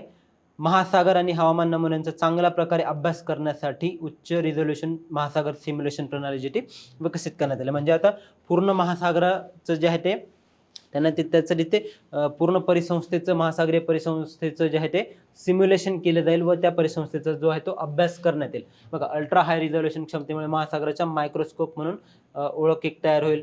नंतर एडिज आणि उष्णता वाहतूक यासारख्या जटिल प्रक्रियांचे स्पष्ट निरीक्षण देखील तिथे करण्यात मदत होईल. जे काही करंट्स असतात, समुद्रातून जातात, महासागरातून जातात, तर त्याचं देखील निरीक्षण करण्यास मदत होईल. आणि टायफून, सागरी उष्णतेच्या लाटा आणि पूर यासारख्या तीव्र हवामानाचा अचूक अंदाज लावण्यात देखील त्याची मदत होईल. आणि महासागर हवामानावर कसा प्रभाव पाडतात हे समजण्यास देखील ते मदत करेल. हे लक्षात ठेवा. लायको MK++ चीन आणि महासागराचं सिम्युलेशन करण्यासाठी किंवा त्याचा अभ्यास करण्यासाठीची एक उच्च रिझोल्युशन प्रणाली आहे.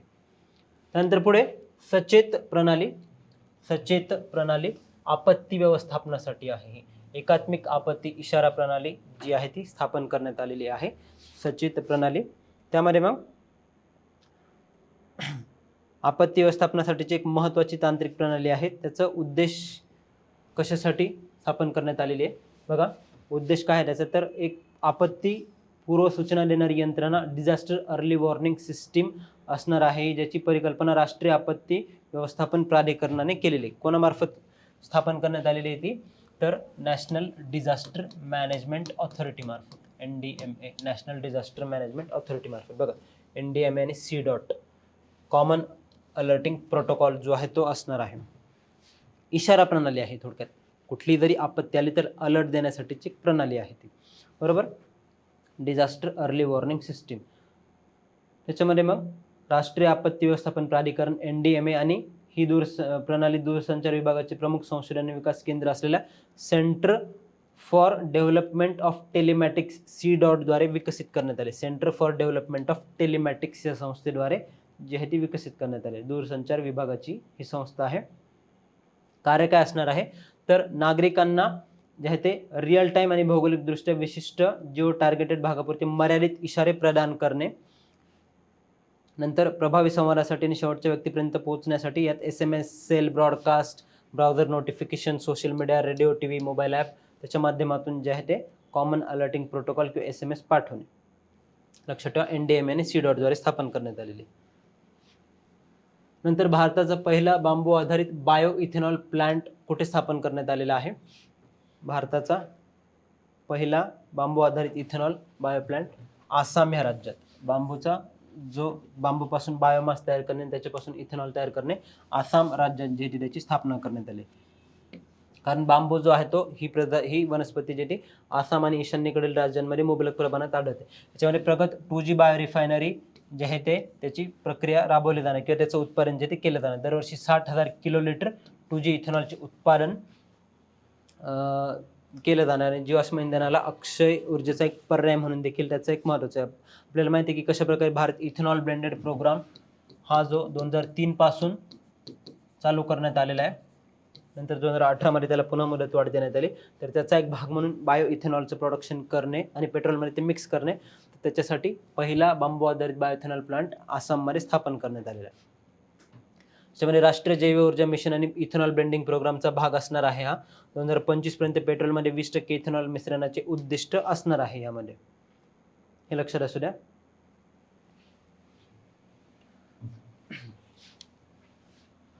चालेल, थांबूया आजच्या लेक्चरमध्ये. आता आपण पर्यावरणाशी संबंधित जे चालू घडामोडी आहेत त्याचे 3 लेक्चर घेतलेले आहेत. हे 3 लेक्चर तुम्ही बघा पूर्णपणे. त्याचे PDF देखील आपलं टेलिग्राम चॅनल आहे सह्याद्री IAS अकॅडमी, त्याच्यावर उपलब्ध करून देण्यात आलेले आहेत.